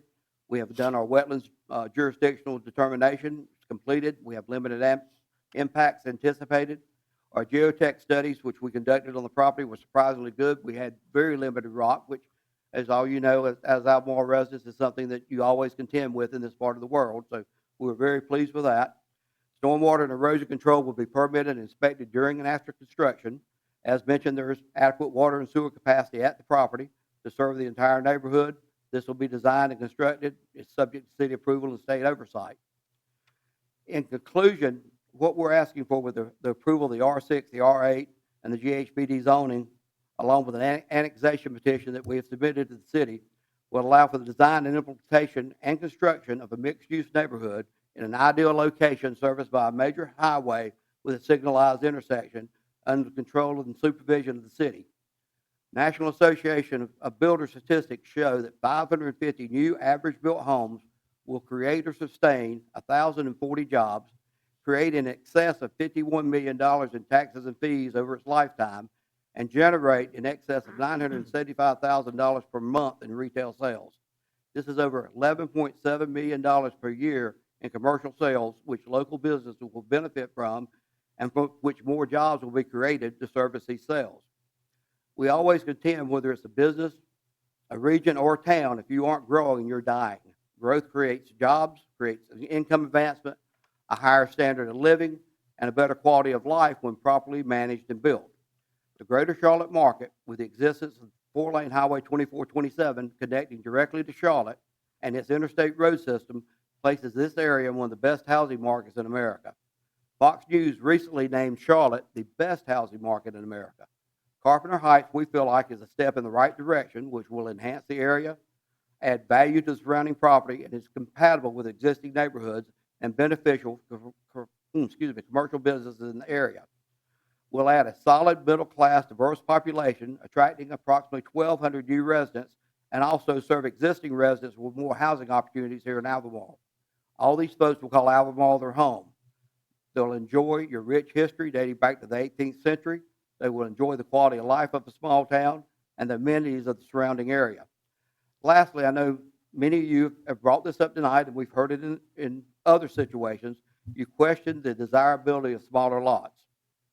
In our current market, National Home Builders, which is who we would be targeting for this neighborhood, are very adverse to larger lots and the expense of infrastructure to serve these. They strive to create the most affordable housing projects, which they can. The majority of buyers in the market, especially the younger buyers, the millenniums, prefer smaller yards, less to keep up, and affording more leisure time in their lives. The market for even 1/3 acre lots is practically non-existent. To be successful, it is imperative to design smaller lots. We hope that council can see the value of our proposal, and we ask for your support as we create Carpenter Heights. Of course, we're here to answer any questions that council may have in the process, and we'll be more than happy to come back up should you annex this successfully and talk about the rezoning to answer any additional questions you may have. Thank you very much for your time. Council have any questions of the applicant? I want to make sure you understand that if council decides to annex it, there is no guarantee of what they will rezone. We understand that. Okay, just want to make sure. Any questions of the applicant? Thank you, sir. Thank you. This is a public hearing. Anyone who cares to speak, please come forward. And I have 6 people that have signed up to begin with, and this is in no particular order.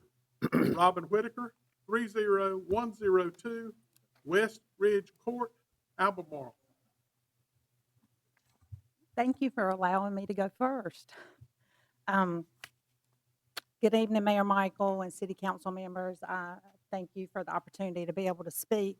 Ms. Whitaker, will you pull that a little bit closer? I so sure the folks- Thank you. I am Robin Whitaker, and I'm the current chair of the Stanley County Board of Education, and I am here speaking on their behalf. I would just like to address the proposed development, or for that matter, any development that comes before you, and how that is going to potentially impact our schools. While we understand and we support wholeheartedly the need for growth in our county and our communities, it's important that the number one thing we need to consider is the strain that this is going to place on our already overburdened school system. The elementary schools in the area where this development is planned are currently at or near capacity, especially when you take into account the K-3 class size mandates. Unfortunately, due to the funding mechanisms for building and staffing schools, we, as the school system, lack the resources to expand our facilities and to hire additional staff out of local monies to accommodate this significant influx of new students. This creates serious concerns about our ability to maintain a high-quality educational experience for our students. And that's what our families and our community and our county have come to expect. So I urge you, City Council, to consider these challenges as part of your decision-making process, and to also consider the funding and the infrastructure that will arise if you approve this new development. Together, we need to ensure that our community's growth does not compromise the education of our children. That is the most important thing. So I thank you again for giving me the opportunity to speak, and I ask you to please just consider the points that I've made when you make this decision. It is such a critical one. Thank you. Thank you. Thanks, you. Robin. Reverend Dr. Nathan Dry, First Assembly, 1501, Polk County 2427 bypass, Albemarle.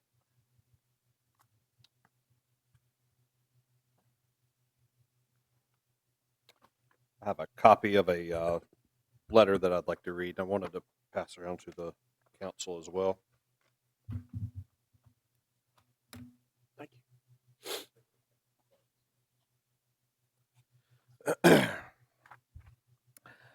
Dear Honorable Mayor Michael, Mayor Pro Tem Hall, and members of the City Council, on behalf of the voting members at Albemarle First Assembly, myself and our church advisory board express our support for the proposed annexation and rezoning, which includes approximately 25 acres that we've agreed to sell to the applicant. This recommendation stems from over a decade of prayer, careful planning, and collaborative discussion with the Planning and Development Services Department. Most recently, in June of 2023, our talks with the Planning and Development Services Department guided us to pursue residential development as an optimal path to utilize our assets. From there, our advisory board presented a strategic plan to the membership at a regularly scheduled business meeting to sell 25 plus or minus acres for residential development, which received unanimous approval on February 25th, 2024. After diligent research and consideration, we partnered with the applicant, CC&W Development Group, LLC, to facilitate the safe and ensure responsible property development for residential and commercial purposes. We're encouraged that our voting membership represents over 30 households within a 2-mile radius. That's not counting all of the congregants at our church within a 2-mile radius, but the voting members who voted unanimously. And we are excited to welcome new families to our immediate surrounding area. This approval will enable us to extend our outreach efforts to more folks, such as our grocery giveaways at East Albemarle Elementary in partnership with Convoy Hope, enriching the lives of those in our community.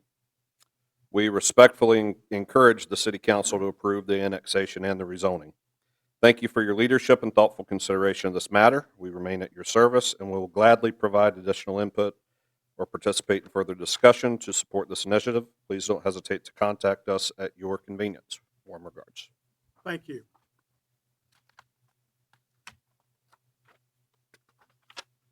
Vaughn Folks, 24606 St. Martin Road, Albemarle.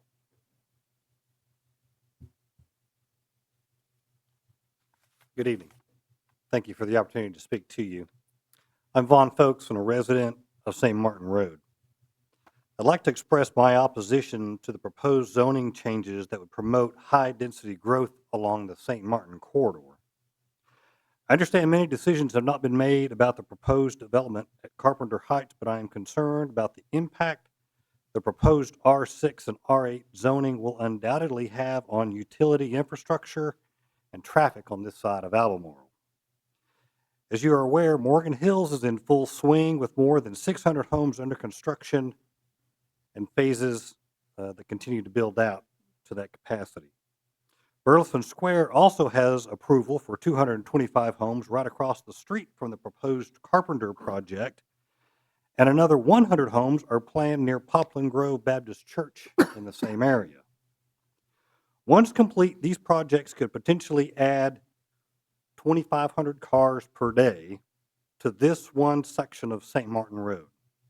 So let's do some fast math. Assume half of those work in Charlotte or points west.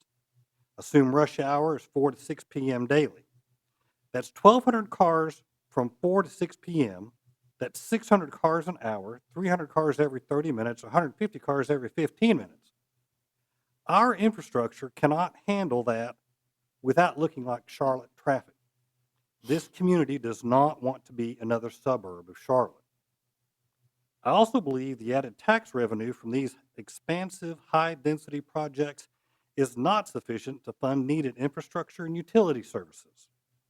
You may be aware that the Central Carolina Regional Council of Governments has called attention to the city's water and sewer capital assets condition ratio, noting that as a negative indicator in a recent report.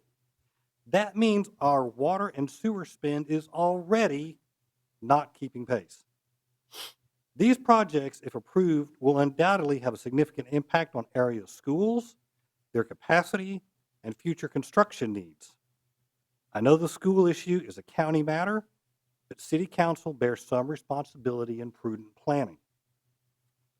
I'm also concerned the proposed Carpenter project is yet another dump and run project by an outside developer who builds and leaves the area, leaving the community unprepared, underfunded, and overburdened.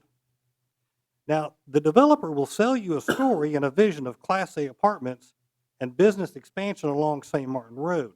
But the city already has 2 Class A apartment projects downtown, one being the Albemarle Hotel, and both have vacancies. I'm not convinced this market can absorb more Class A apartments.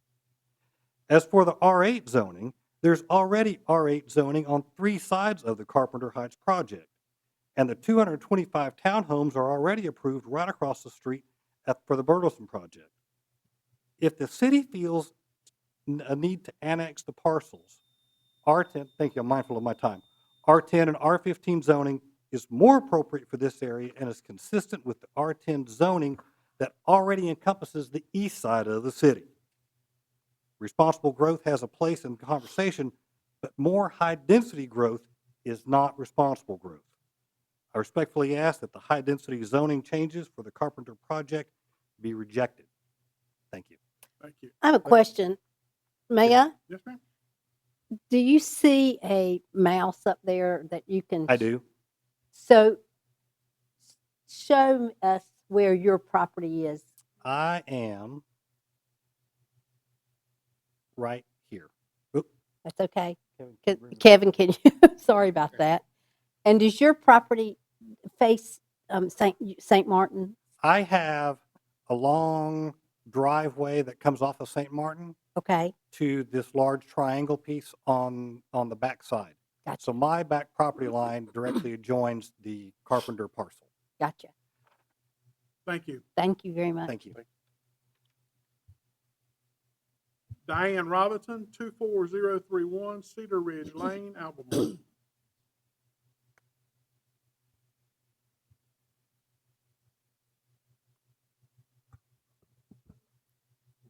Good evening, Mayor Michaels and all council members. I appreciate the opportunity to address you. I'm a concerned citizen, lifetime citizen of Stanley County. My husband and I have lived in the 28001 zip code since 1991. We own properties in both the city and the county, And I come before you tonight to express my concern and the concern of many, many other tax-paying, voting, concerned citizens of both the county and the city. I come before you or I say that you sit in your position on this board because you have been elected to represent these people. No, you don't represent the people of Stanley County, but the decisions you make can affect the citizens of Stanley County. And when you accepted or ran for this position, you were saying, I want to be a servant of the people of Stanley County. Let me start with this. I am not opposed to growth. I am adamantly opposed to unplanned, uncontrolled, and unmanaged growth. And we can listen to a lot of plans, a lot of things that are said that sound good, but let's look at reality. The last 5 years has alarmed me and many people in this county greatly. I've seen massive housing developments approved, but I didn't see and don't see plans to how to manage and plan for that growth. Yes, I've heard we can handle the sewer, we can handle the electricity, we can handle the water. Your decision impacts much, much more than that. The decision you're asked tonight means, no, not that you're asking tonight, you've already made decisions that will double our population. There are almost 4,000 houses that are already approved for building in the city. That will double our population. This puts great demands on our medical facilities, our pharmacies, grocery stores, EMS service, fire departments, not to mention our already overstressed schools, prison, jail, police services, and many, many, many more. We are struggling to meet the demands we already have. Imagine doubling that. Now, if you're thinking all of this population influx building is going to bring in taxes and help these problems, how's that worked out so far? Not real well. We have already made decisions that have created a lot of issues that taxpayers are having to figure out how to come up with. I feel like we're in a movie. Ms. Robinson, I need you to wind up. Okay. Well, We are not in the field of dreams. We're not going to build and they will come. You need to make sure that you are making good, sound decisions. And I've got a lot more I could say. We've got to stop this. You've got an asset here in this county through Scott Eford and his team. Locust is growing, they have grown, and they're managing it, and they're doing it well. I implore you, before you make another decision that's going to impact your city and the county people, I implore you to seek their advice, utilize that asset that is here in the county already. Please stop this insanity that we've got, and let's make planned, managed decisions. Thank you. Thank you. Todd Bowers, 26006 Morgan Road, Albemarle. Good evening, Council. I appreciate you giving me the opportunity to speak. I'm not going to rehash a lot of things that's already been said. You've already heard it. But a couple of things I do want to mention is, I'm opposed to the apartments, the 225 apartments. If Albemarle needs apartments, You have 30% of the land in Albemarle existing city limits, from my understanding of the meeting the other night, is vacant. Don't spread out into what has been traditionally single-family, rural communities and put apartments. We already have the 225 townhouses here. And now this will make 450 non-single-family residential apartments. The other thing I wanted to mention was the zoning, the R8 zoning. If I understood the gentleman right, he said that these houses would look similar to what the new annexing of Morgan Hills will look like when it's completed. I don't understand that, because this is zoned R8, but in October, you zoned Morgan Hills R15. How is R15? Okay, well, R10. But then this is, the last one, that must not have been very satisfactory, because the last you did was R15. When it came back and you zoned in the last part in October, you put that at R15. But they're asking R8 here. So I'm just wondering what's the difference? Why is R8 acceptable here, but you've seen what you've got there, and you've already stepped it up to R15? You know, everybody, I think, wants to see Albemarle remain a small town. I have been here my whole life. I was born here. I was raised here. I raised a family here. I'll die here, and I'll be buried in Albemarle. I can remember when you went uptown to get everything. You know, I can remember going to Belts. I can remember going to Rose's. Bought my first shotgun at Stanley Hardware when I was in the 8th grade. You could do that back then. Can't do that no more, but you could do that back then. The developer said, if you're not growing, or if you know, your choice is if you're not growing, you're dying. Well, that may be. Like I said, I've seen a lot of change here. There has been a tremendous amount of change in Albemarle. And if the good Lord's kind to me, and I live another 10 or 15, 20 years, I'm sure I'll see a lot more change. But when I worked at Alcoa, I used to keep a sign in my office that said this: all change is not progress, as all motion is not forward. We don't believe this is progress. I don't think anybody in this room has a problem with growth. But we don't want to see this congested where one neighbor can reach his hand out the window and shake hands with his other neighbor. You know, the developer also mentioned, and I'll wrap up, that, you know, you couldn't get rid of homes with hardly a 1/3 acre on. Out in the western part of the county, they got a development going on with 200 homes on it on 1 acre lots. I expect they'll get rid of them. Thank you. I appreciate it. Thank you. Thanks, Todd. Lisa White, 1303 East Main Street, Locust. Is she here?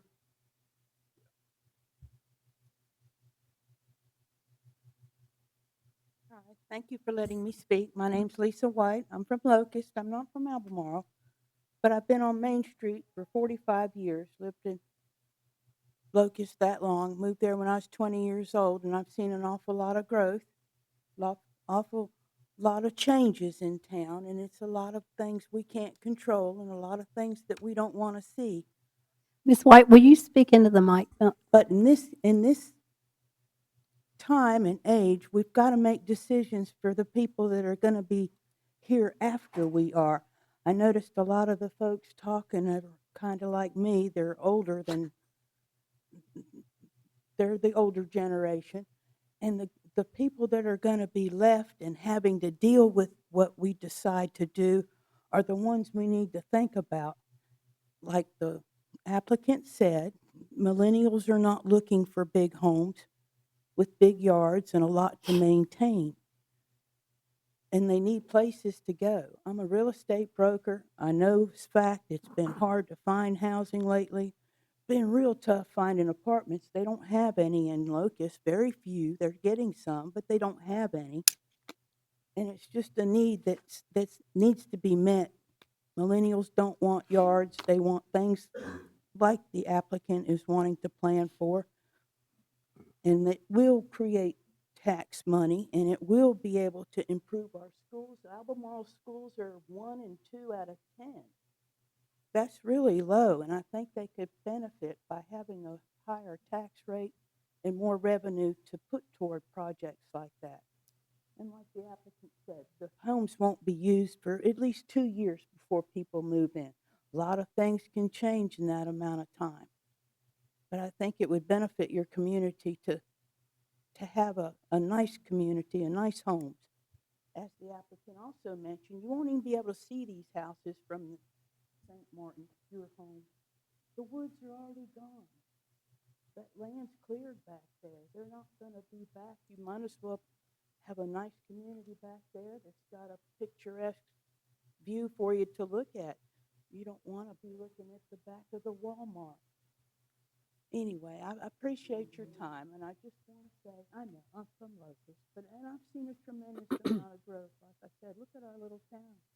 I moved here, there was 2,500 people living there now. There's twice that. Miss White, will you go back to the mic, please? We can't hear you. There's twice that many people living in Locust now. You mentioned that they managed it real well. We did the best we could.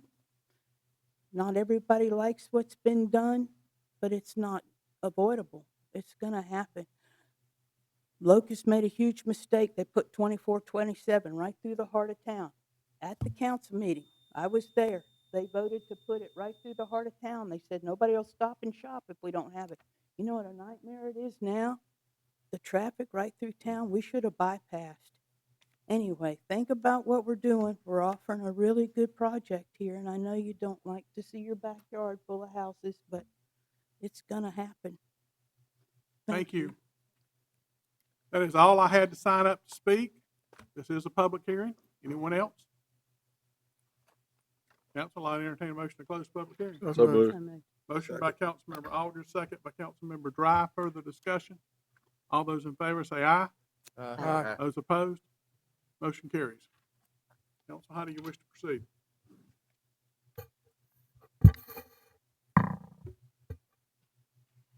First of all, I have a question that would be taken from this whole picture. Kevin, will you come up just so I can have clarification? One of the issues that needs to be fixed, whether this is approved or not, is the issue of First Assembly. Okay? The issue that the city line runs right through the middle of the building. Right, yeah. And we've been made aware of that this evening. Mm-hmm. So whether or not we annex the entire property to my folks at the dais, it appears that we need, because it's not going to change, they're a church. Right now, that's not going to change. Yeah, I mean, they're tax exempt. Right, they're tax exempt. If The building's been like that for a while, but in the long run, it would be better to clean that up. We don't make a habit of putting city limits and property lines through buildings and stuff, so. So that in itself has been brought to us. I mean, there's the larger picture. But with your mouse or with your pointer there, show me what portion of First Assembly's property is being sold. It's this portion on the back side of the parking lot. This Just the portion- pink there. This portion in the pink, the back side of the parking lot. I'm sorry, doesn't line up exactly the way we had to kind of cut this on there. It doesn't line up perfectly, but it's the back side of the parking lot and back, and then everything from here and over. This would be annexed in and would go to the church. The church would retain this portion here.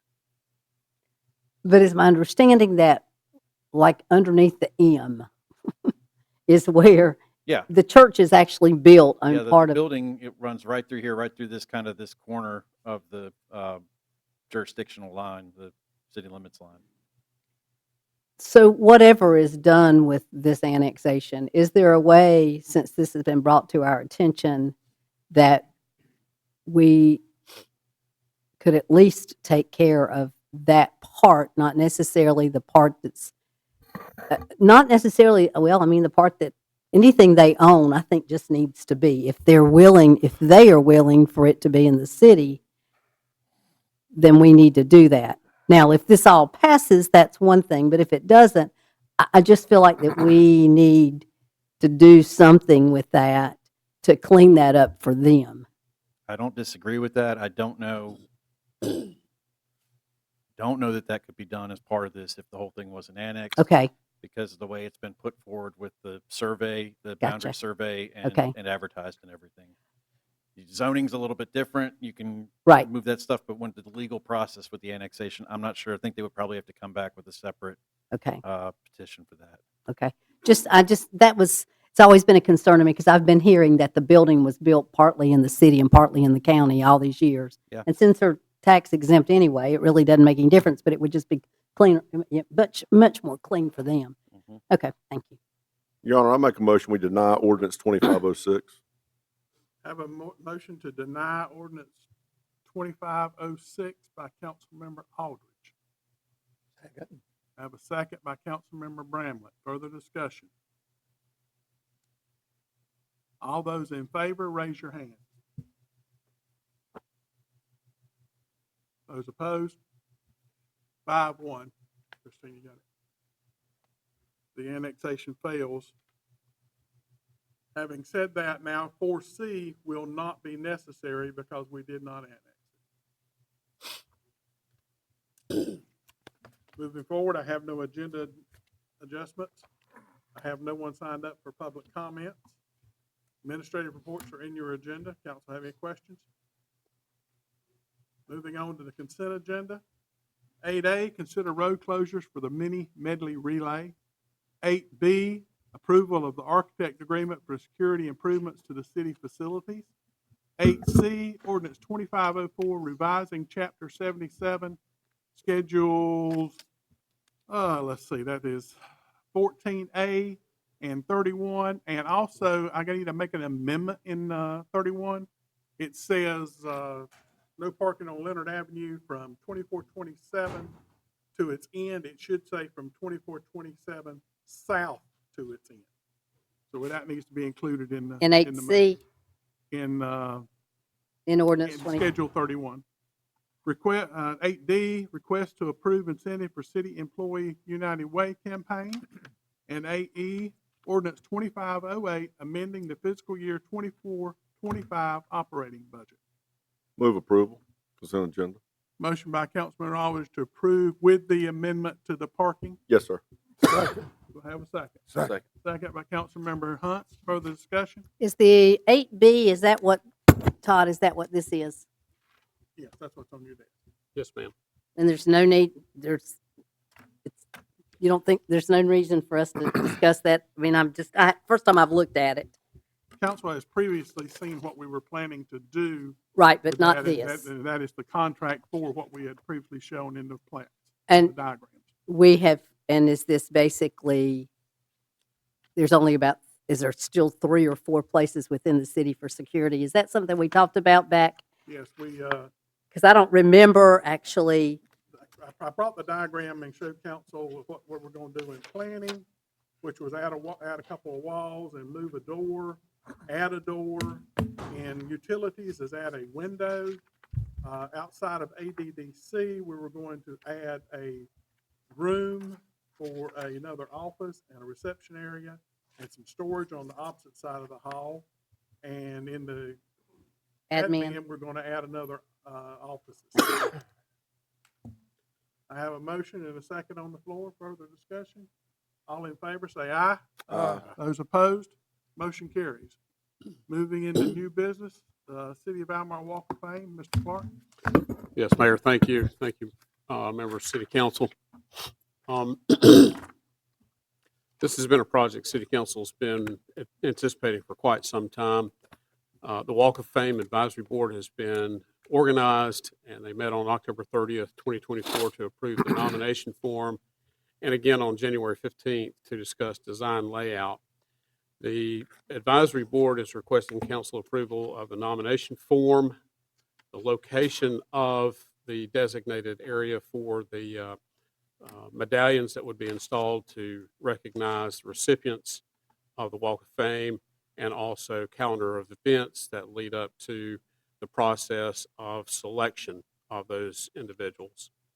We have noted here in the cover sheet that the location of the actual designated area for the medallions would be in front of City Hall on Second Street. We can show you, Christina, if you would click on number 4 under the attachments, we'll show you the area that we are recommending. Can you do that? Click on number 4, the attachments. Thank you. I also want to recognize Christina. She's been working with the board to come up with this recommendation.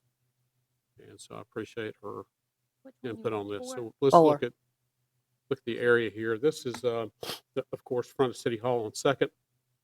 Approximately 926 square feet would be included in the area. Jacob Weevil's office is actually the area to the right of the image that you're seeing here. So it would be that corner of the building running to the north, which is the opposite side, which is the corner of Lindsay's office. It would run from the width of the sidewalk from the brick wall to the curb and gutter. Would not, of course, affect the curb and gutter, but it would run right up to the curb. There is a strip of bricks which are inlaid in the center of the sidewalk.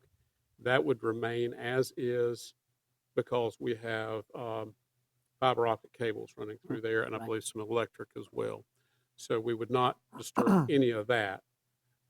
As you know, when we lay sidewalks, we have sidewalk segments. They're squares. As we go through the process of selections of individuals who would be recipients of the Walk of Fame, we would take those sections out section by section. The first section, for instance, for the first year would come out. We would inlay, if there are 3 recipients, we would lay 3 medallions in that section. And we would set it up into 4 quadrants, that section. If there are 3 folks selected, there would be 1 quadrant of that segment of sidewalk that would just be repaved, and we would reserve that to the next year when we would make the next selection. Does that make sense? So give me an approximate, and is that 25 feet there, and about how many places do we have? How many potential spots for medallions? Because I think that would be, because there's a lot of people out in this Many community. years to come. Yes. Council agreed to do 3 a year. Right. Well, I'm thinking, but 3 a year. Is there a place out there for 10? I mean, for 30? Oh, yes. Okay. Yes, ma'am. Because how big are they? I mean, I saw the picture of it. Ross, I don't recall the size of each segment. Do you have that number right offhand? 24-inch cash round. 24-inch round. That's the size of the bronze medallion. So that's about. Oh. is that 20? Yeah. 24 inches, about like that. Maybe a little bit wider. So there's room there for 4 medallions per segment of sidewalk. oh,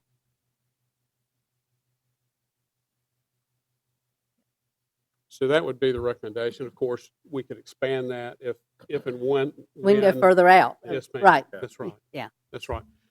We had given some thought about just pulling all the segments of concrete up, installing brick, but we decided that that was going to be costly on the front end, and that would not be the preferred way to go. We would just go back with concrete. So that is the area that we're talking about that's defined. Initially, it could expand if and when that might be needed. We can talk a little bit about the policy if council wants to go through that. I just want to tell you all thank you, because we've seen more activity in this in the last 4 months than we have in the last 18. So, I mean, this has been a dream, and Dexter, I'm looking at you, it might have been longer than 18 months that we've been talking about. So thank you all very much. Council, you've had the recommendations of staff. Do you have any questions of that? I seen somewhere in there, I think initially you'll order like 60 to 90 medallions at one time. Is that? I think that means 60 to 90 days to get it. Oh, okay. That was a so- little confusing. Yeah, I saw Sorry. that too just Yeah. now. Okay, okay, all right. Just giving it a duration to 60 to order. 90 days. Sorry. Okay. That makes more sense. July to September, ordinary day, there you Yes, go, sir. that's a Good. days, Good. yeah, good catch there. Council's agree? My only thing about this whole thing is, how on earth do you pick out 3 people from the history of Albemarle? The committee will do that and bring a recommendation to council. Ooh, that's gonna be tough. Yes, sir, and that would be in accordance with the policy that's included with your agenda pack. So do we have it, I think one time, we don't have it like where, say like if 3 people picked per year, it's not in a category like athletics, business, or anything of that nature. It's just based on the nominations. So, goes to the criteria for nomination selection. Yes, ma'am. We'll just read through these. The nominee must be a former or current resident of the city of Albemarle.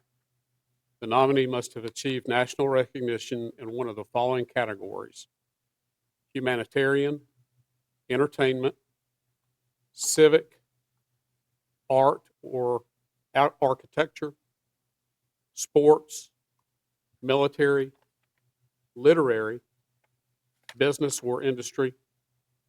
Individuals eligible for nomination to the Walk of Fame shall have performed outstanding service of enduring value to the residents of Albemarle and will not have committed any action to defame themselves or the Albemarle community.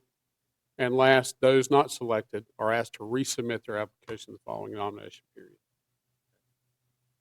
That And- estimated cost of 10,000 per year, is that inclusive of the medallions, a ceremony, and the whole 9 yards, or Yes, sir. it is? That includes the procurement and then the production of the medallion, which is specific to the individual, the removal of the concrete, and then replacing the concrete segments each annual, each year. And it also includes the ceremony as well. Ceremony part. Right, yes, sir. Okay.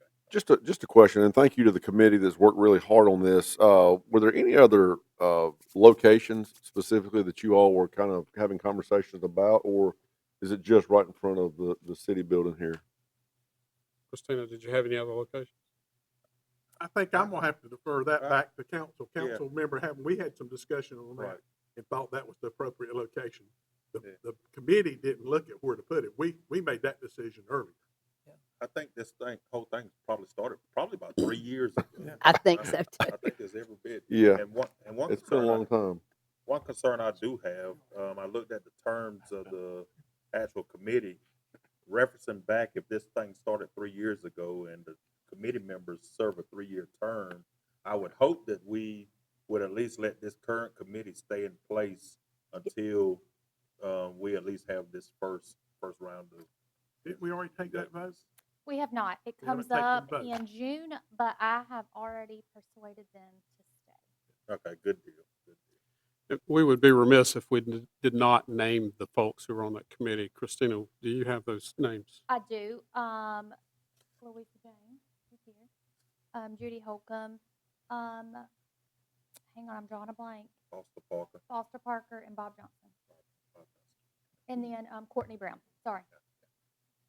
Mr. Townsend, going back to the question you asked, if we're gonna do that, let's have a motion that their time starts now, or either find a date, give me a date of when that 3-year starts. January 1. Yeah. January 1? Okay, so January 1, 2025 starts 3 years for everybody. Do you want to do, you don't want to do staggered? No, Did we- Still staggered, we're just Okay. starting that time at that point. So, Noticed, I can see this except for one place.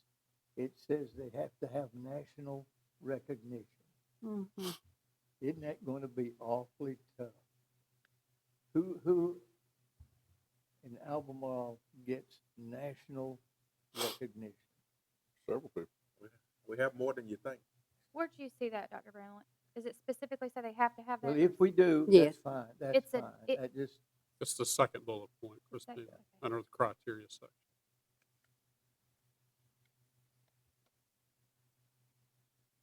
Council did not can make always decide later on if they wanna amend it. I don't think you're gonna have much problem to begin with. Well, Then I mean, later on, if you need to amend it, council can always amend it. I mean, this council over the last few years, we've we recognize several athletes, several musicians who have definitely made it on the national forefront in their respective areas of excellence. You can get a list of them on Wikipedia. So just, so that we next year don't have to go back and look and readjust things. I'd like to really, to be able to clean things up as much as we need to now. You go back and I've got the criteria just standing, I mean, right here in front of me, all of it. Individuals eligible for nomination to the, shall have performed outstanding service of enduring values to the residents of Albemarle. Some of these folks may not have ever done, I mean, this is not bad. They may have achieved national recognition, for instance, as a musician, okay, but have never done any outstanding service of enduring value. I mean, they may have grown up here, and I mean, I've got one in my mind right now who's grew up here, but has made a name for himself, but it's not outstanding service to Albemarle. Does that make any sense? I mean, No, I know what you're saying. I mean, it is, well, that part, It'll be tough. getting that national recognition, because those folks they're not here anymore. I mean, I don't know if that needs to go hand in hand, and I'm just throwing that out there. I think, first of all, I think we'll play this first year based on the nominations that the general public, it might be people that we not even aware of. Right. And then, first of all, we gotta thank this committee, because they've. Oh, law, they've done They've wonderful. been great. Oh, I know and they have. patient, because this thing done been through the hands of several different That's staff, exactly staff right. people, and I have heard from at least 2 different committee members that, and I gotta compliment you. They said your first meeting with them, they feel like they made more progress than they have in the past 3 years. You know? So I commend you on the great job you've done. And the committee can bring us back recommended changes to this if that's what Right. they want to do. That's right. Well, that's like I said to begin with. We've seen more in the last 6 months on this than we have since it started. Council's in agreement. I'll entertain a motion to approve. So moved. Motion by Second. Councilmember Dry, second by Councilmember Townsend. Further discussion? All those in favor say aye. Aye. Those opposed, motion carries. Council, next is the Albemarle Business Center entrance signs. If you'll look, you have the wayfinding information and signage information at your desk. And Lindsay is coming forward, and you'll see she's got 3 different concepts for you.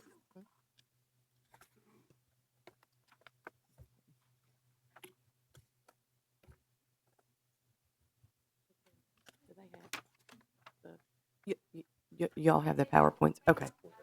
Okay. Oh, thank you. Good evening, Mayor, Mayor Pro Tem, and City Council. I am here tonight to present on design options for the signage at the Albemarle Business Center. We are thankfully at the phase of the project where we are applying the finishing touches, and tonight I hope to receive your guidance on the design. Goal number 4 of the city's strategic plan speaks to diversifying community and economic investments. One of the key tactics under that goal was managing the construction and development of the Albemarle Business Center. Working in collaboration with the utilities and the planning and development departments and city administration, I have ensured the recommendations for signage that will be provided to you tonight are in alignment with city sign ordinances, the wayfinding plan, branding, and that all utility assets are protected. In 2021, the City of Albemarle adopted our wayfinding plan. This plan notes general sign specifications, colors, typography, and logos. The Albemarle Business Center signage should include these elements for consistency and alignment with our branding, as well as other park and wayfinding signage. Sign location.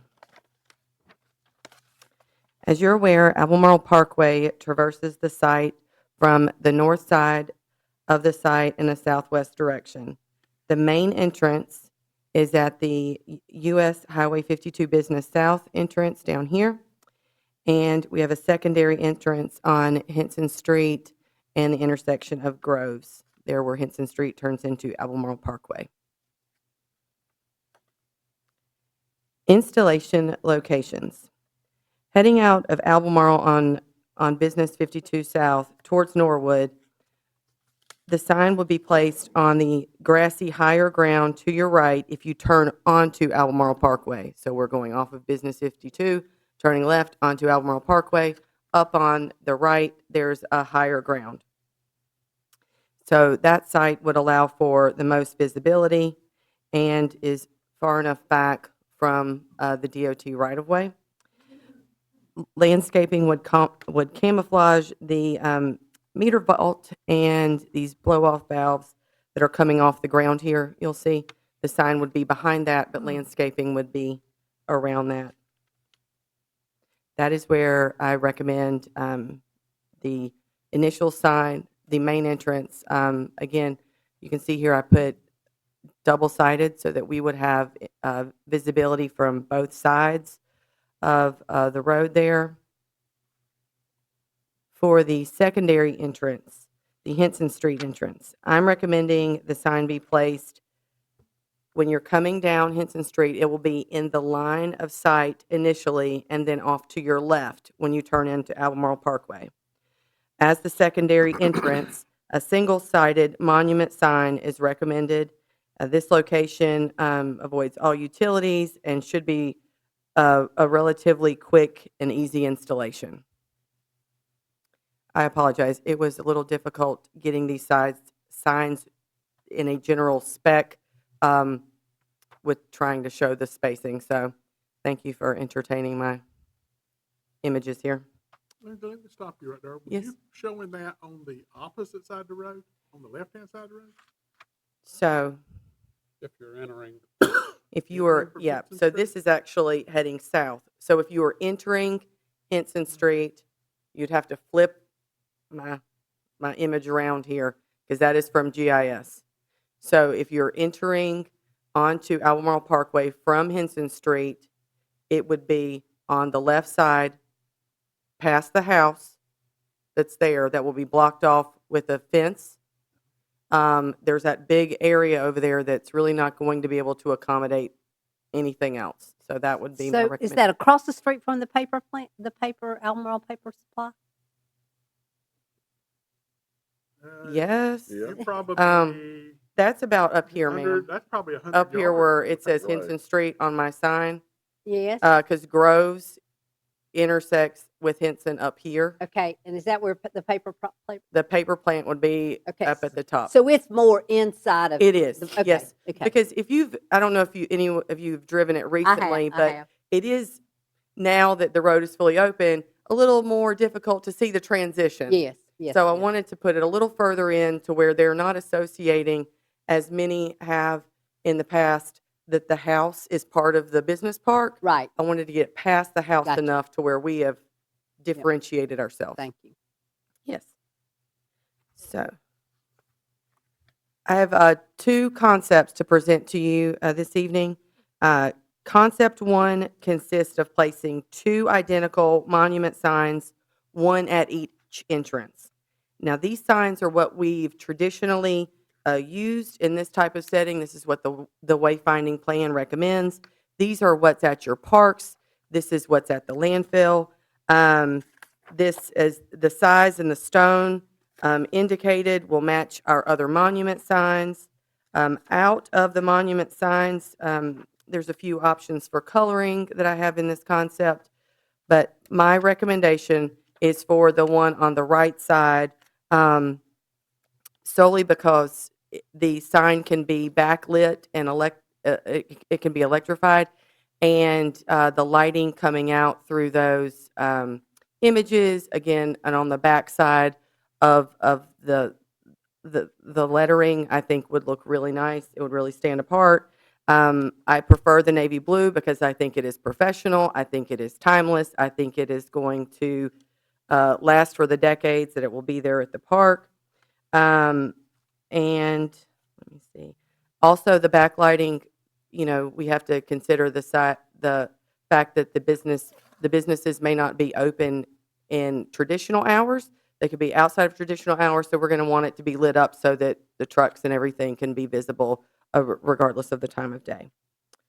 I have a few other color options here. And I would say that these specs are complete. As, like I mentioned, these have already been done before. This is the stone that we've used. So this is the quickest to manufacture, I would say. This does not appear gray on this screen. Oh, it is up there. Okay, good. It is the gray that is in our wayfinding plan, and this is a navy with gray. I will mention that on the top, that's just an aerial view of what the sign will look like. Okay, so these are Henson Street and US 52 South each have identical entrance signs. Just want to make sure I'm clear here. Concept 2. For this, this is actually my recommendation, but I'm here tonight to get your guidance. So at the Business Highway 52 entrance, that is the main entrance.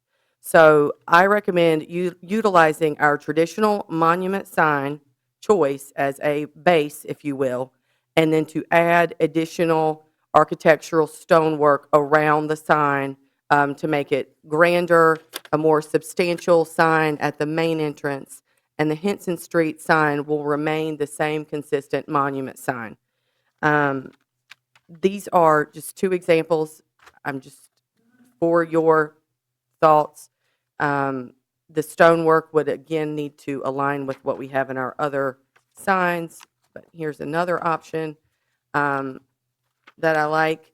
Again, stronger, it's larger. This would be out on the main entrance, and again, I would recommend a double-sided sign.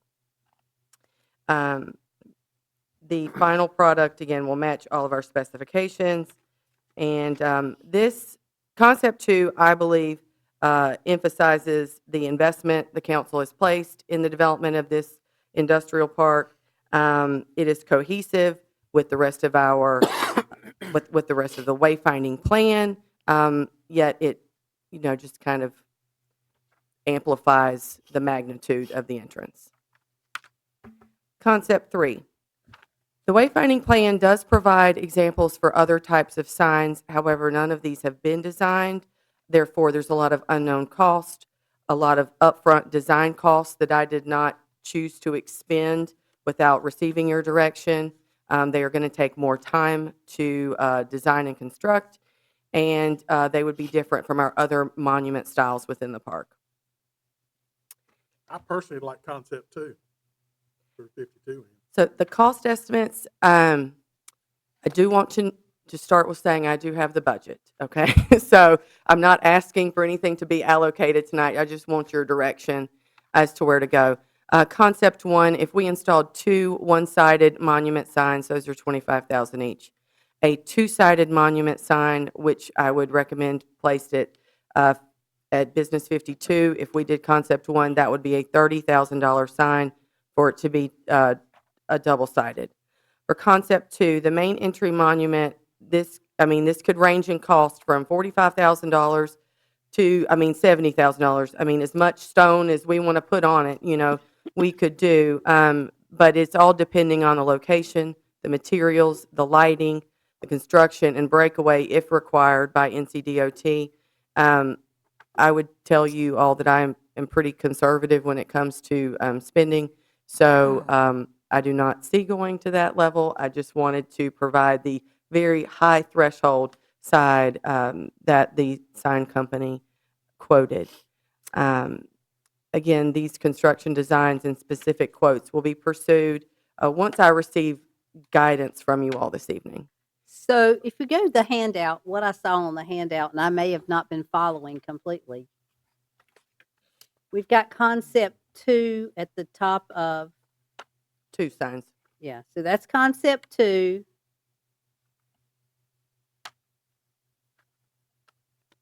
Come on, go to the next page. That is also still Concept 1. It's just a different colorway. Okay, so then go to the next page. So concept 2, utilizing concept 1, monument sign. Now slide to the next one. Okay. Then you've got concept 2, differentiate a main entrance. So concept 2 is actually two different Right, signs. I'm just providing you examples and options of what Okay. can be done. Now go back to the one in front of that. Is this what you made the reference to? Is that our parks? No, ma'am, this is, an example that I, found and sent to the sign vendor just to get a general quote. Quite frankly, they're only gonna do so much work, design work for free Uh-huh. for me. That's good. So she That's just fine. put it on top of that. So, So, no, that is not our sign. That is something that I found okay. online as So your inspiration. proposal then is to go to the next page and use that for 52, Yes, two-sided. yes, ma'am. And what is your then proposal for Henson? A single sign, a single-sided version of this. The back of this will face the woods. Gotcha. So just to, light it up, and, it's mainly gonna be seen from those entering Oh, the yeah. park, not exiting, so, just looking for the cost savings. So then where appropriate. go back to the front one. Is that one gonna have lights on it as well? Yes, ma'am. Maybe I missed that, I'm sorry. In the same spots?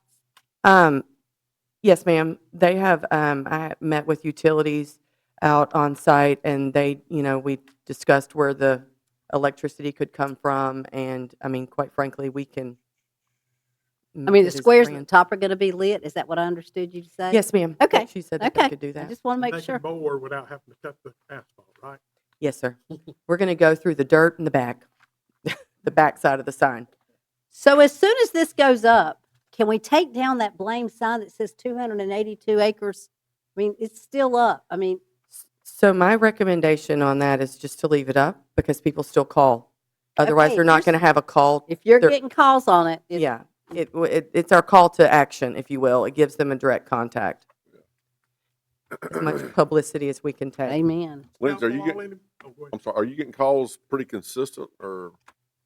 I have been. I think a lot of businesses are trying to figure out where the cards are going to fall with the new administration. Yeah. So the past few weeks, not so much, but yes, they Okay. are consistent. So crazy question, the 4,800 that you got on there, is that the official address, or that's? That was just that you- something she okay. threw on there. Got Yeah. it. Council in agreement? If so, I'll entertain a motion. So moved. In agreement with what? Motion by- Lindsay, are you, Agreement excuse me, with what? Mayor. He's like, Just, are you clear on this? so I am understanding. I'm recommending option number 2, and I'm hearing that you're in agreement, but I'm not sure if. That's what I'm getting a Okay. motion to. Yes, Option 2, okay. where it says differentiate at the top. Yep, differentiate the main sign to be a larger, with more stonework, Don't work. than the Okay. secondary entrance. That's Yes, what your sir. motion is. Have That's a the motion by Councilmember Aldridge, Second. second by Councilmember Hunt. Further discussion? All those in favor say aye. Wait. Now, how much is this sign gonna be again? Is that the $70,000? That is the very, so that I would say is the very high end. As I was saying earlier, when I initially reached out, they have not done the full engineered, the construction documents for this, so I could not get an exact quote because, we haven't done it before, and I wasn't going to pay the $1,500 for her to design it out fully for me. So if this is where you would like to move forward and you would like to remain updated, I can work with administration to keep y'all in the loop with, We can, Costs. we can report back on the yes. cost. I'm just. Because I understand I'm there's a little some concerned. sticker shock. that It's $70,000 for a sign. And, I will not use marble, We're paying for rock work. basically. And that's, so the initial, you think if I'm taking the $30,000 sign, I cannot imagine I'm going to get another $35,000 worth of rock work. I think they were just putting it out there. I know it's a motion on the floor, but personally, I like, concept number 1, the double-sided On both ends? on both ends. It's- That's my uh, preference. Go back to concept number 1. So concept number one would be, so if you can envision the signs that are at Rock Creek Park, Right, okay. those that are the- sign, Yes. or the one at Don Montgomery, that size of sign is our spec, if you will, for our wayfinding park signage. We can make the base a little larger, and that is, so concept number one is utilizing our current specs. Concept number two is taking our current specs and adding on stonework. I'll say this, I know there's a motion on the table. I just want to make sure that, you know, with the amount of money that we have invested, yes, $75,000 is a lot of money for a sign, but at the same token, if we have businesses coming here and investing millions of dollars into our city, I want to make sure that when people go buy this business center, they don't miss it because the sign's so small. So I'm not actually married to that concept number two, but I do think it should be something bigger than what we have at Rock Creek or what we have at Chuck Moorhead. That's just my opinion. I have a motion and a second on the floor. All in favor, say aye. And the motion, let's restate the motion, because I think, You want to state what you did again, Ms. Lynn? My understanding of the motion thank you. is that you are motioning to move forward with concept two, and there's been a second on that. Which And says. concept number two would be to have a more substantial sign at the entrance at US Business 52 South with the traditional monument sign one-sided at the Henson Street entrance. So basically, it's a hybrid of It concept is. one and concept two. It is. Concept one would be at the Henson Street side. Concept two would be at US 52 South. But on that concept too, Lindsay, are we sure it's gonna be 75? You mentioned, are we sure it's No. gonna be 75,000? No, it could be, like I said, it could be an additional 15,000 in stonework. There's gotta be you a know. happy medium somewhere in Yes. there.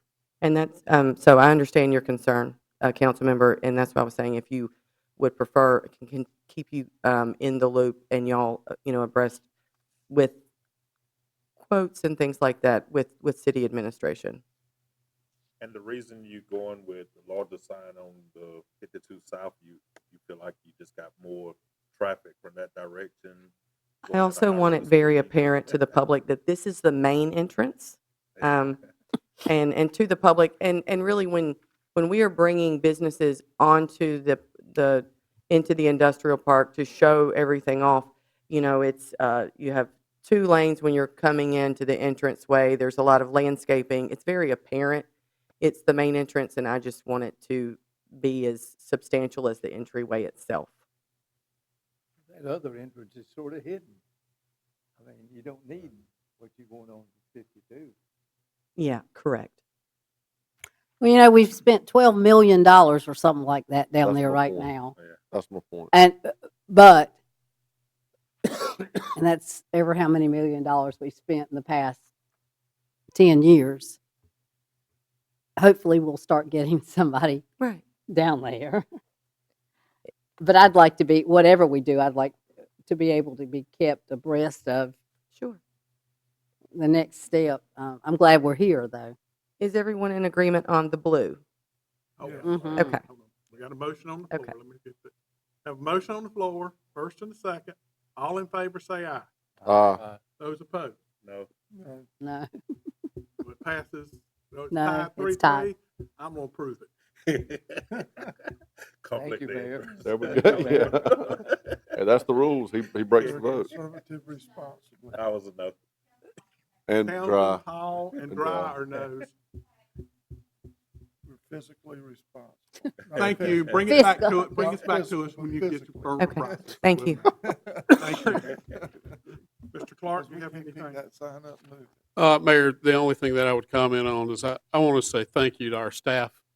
I probably have not done that enough in the 6 months I've been here, but I truly want to say thank you to all of our staff, and particularly those who are working outside in the cold. Mm-hmm.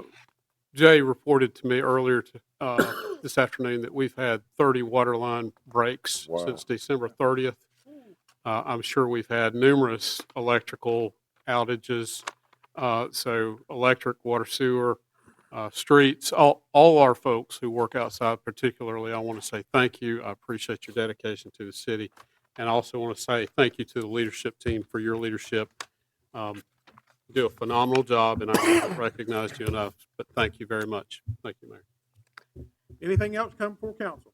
To that end, with what's coming up tonight, Todd, with weather, I know that some of those water lines, I've gotten calls on and I've sent them to you, or the power outage that I guess most concerns me is when we had the wreck on 52 a week ago and it took out 300 folks. What is our policy at 2:00 in the morning when somebody takes out a power line and we've got folks that are without power and it's 25 degrees outside? How I can't remember, how are they notified? And I'm just asking that because of where we are right now and Well, we certainly do not want to disturb folks who are sleeping. And so I would have to ask Jay what our formal policy is. But, from a common sense perspective, we don't want to wake folks No, up no. after 9, 10 o'clock at night or before 7 o'clock a.m. But Jay, I'll defer that question to you.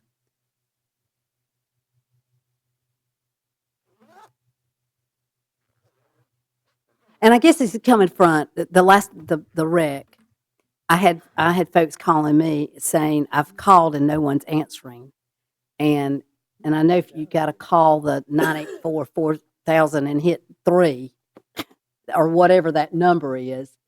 One. Maybe it's 3 with something else. I don't know. That should be solid waste. Okay. Maybe that's okay. So we don't have like a ironclad policy on, who we notify and when. It's really left to best judgment. So with specifically the accident that occurred at 2 a.m, I typically like to refrain from sending out calls in the middle of the night to wake people up and let them know that their power's out. So Thank you. And I say that partially in jest, but at the same time, I had a recent presentation for Doppler that is going to be coming online within the next 2 to 3 weeks. So the issue with people being able to get in touch, especially when we're working from the hours of 5 p.m. to 8 a.m., there's usually only 1 or 2 people at APD that are at the front desk that are answering those calls. And when you have an accident like that on a 3-phase line that takes out 400 plus customers, all those come in at the same time. So it's not like nobody's there to answer the phones. It's just that they're trying to answer, 200 plus calls at the same time. That should be fixed with the onboarding of Doppler. Good. Where there'll be an offsite call center service that's able to take in that type of influx of volume at one time. So the system that we have right now is Stanley County's GetRave. And so I'm able to select a geographic area that is an impacted area from a power outage, a water main break. Sent one out earlier today for the one on Anderson Grove Church. Able to select those customers that are within the area. It's a bit of a manual process, but with Doppler coming into play, that process is going to be more or less automated. And with those customers placing those calls into the same exact outage number, they'll be able to get those updates, at a moment's notice. So I do realize that we have a number of customers that, work third shift, so they may be up at night, whereas most of our customers are usually asleep and sleeping through it. But everyone will be able to call in at all hours of the day or night to get some level of service from a human that would provide them with some sort of update. Thank you. And last little thing, our line workers that are actually out in the field that are working on the problem, whether it be 1 a.m., 2 a.m., or whatever time of day, they'll be able to connect into the Doppler platform to provide updates. So if they know that outage is going to take 2, 3, 4, 6 hours, they can put that in. When those customers call in, those people at the office that are responding to those calls will have that information in front of them. So the method that we have right now does not work very well. It works mainly during the working hours of the day, 8 to 5, where we have multiple people answering the phones. But trust me when I say 2 to 3 weeks, all that is going to be fixed. Good. Thank you. Thank you, Jay. Thank you for being so proactive. Anything else to come before council? Hearing none, I'll entertain a motion that we go into closed session pursuant to North Carolina General Statute 143, 31811A, 3 and 5, consult with attorney and real estate. So moved. Motion by Councilmember Dry, second by Councilmember